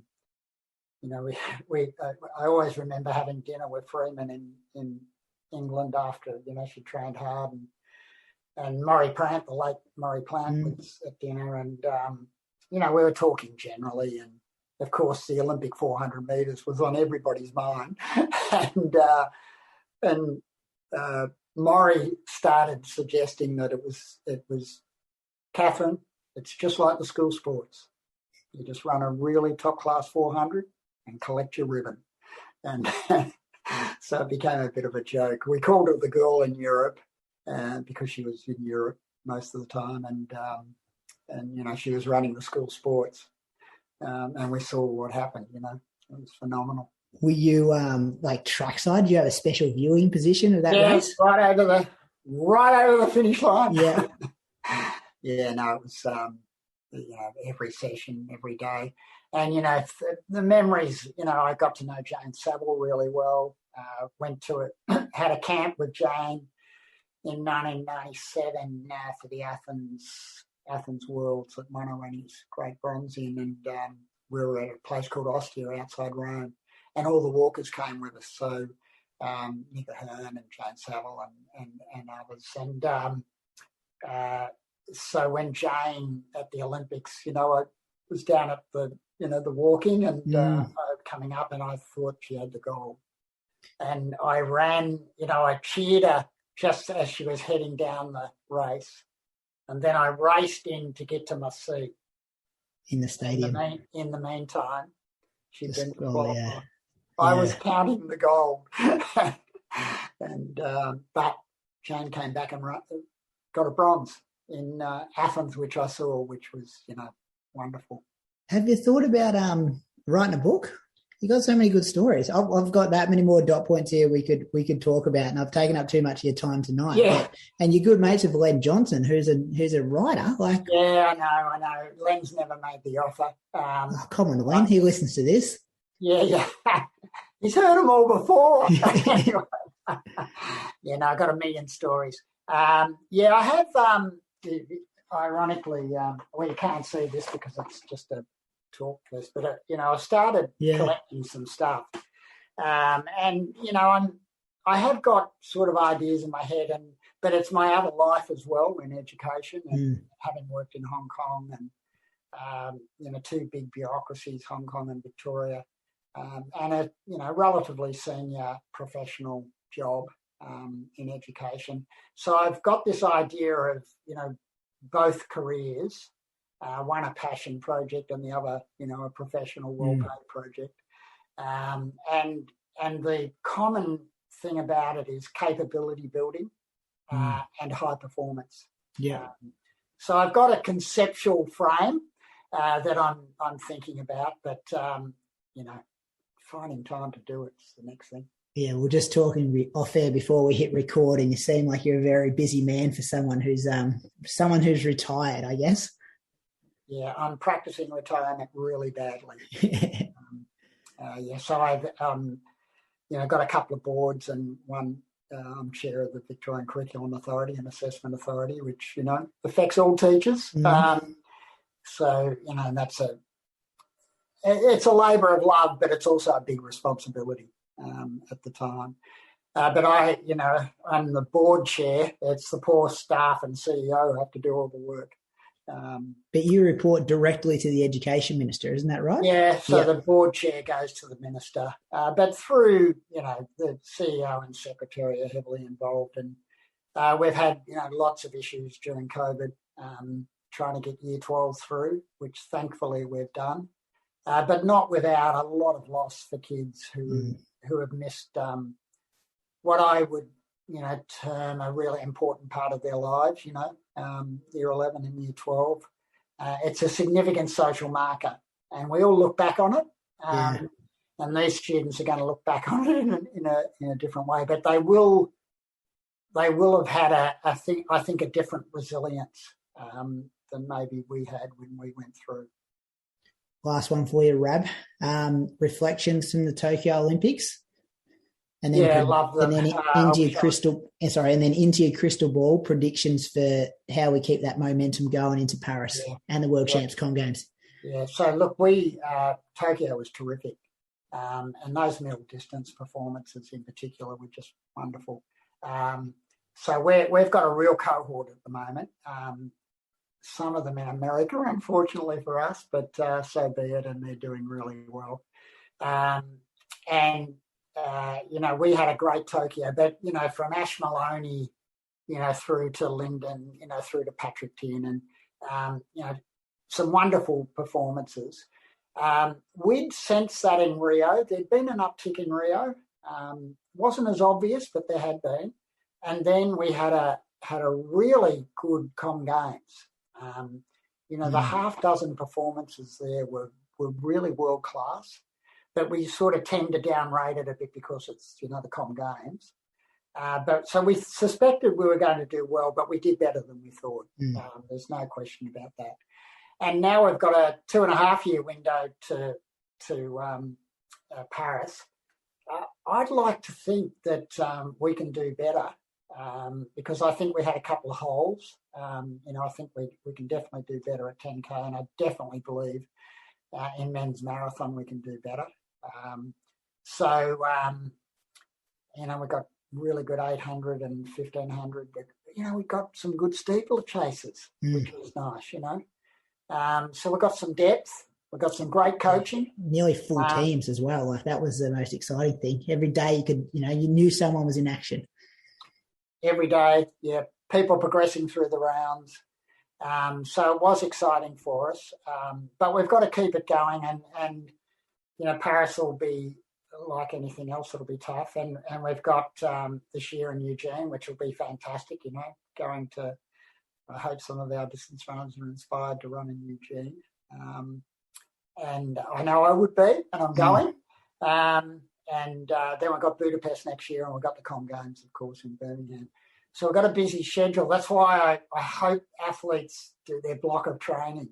You've got to be very careful about, you've got to keep building the block. Awesome, mate. Well, I've taken up enough of your time tonight. As I said, we kind of I had a few more dot points to go. Maybe in 6 months, 12 months time, we can do a bit of a part 2 and see what your views on the sport are 12 months, down the track. And I'm just so grateful that you gave up some time for us tonight. And I know the listeners will absolutely love some of those stories in there. And massive thanks for what you've done for the sport over your years. Great. Thanks, Brady. No, I really enjoyed it. And those who are listening, hope you get out for a lovely run tomorrow. A long run over hills. Long run over here. Thanks, Chris. Thanks, mate. This episode of the Inside Running Podcast is brought to you by Pillar Performance, Australia's leading sports micronutrition brand. Head to pillarperformance.com.au to learn more about their formulas and how they support recovery, elevate energy, and relieve joint inflammation. But here I stand, a man who's rootsy understands, and I'm gonna hold my head up high. I was told as a young man, doesn't matter if you're white or black, just show love to everyone you meet, doesn't matter if it don't come back.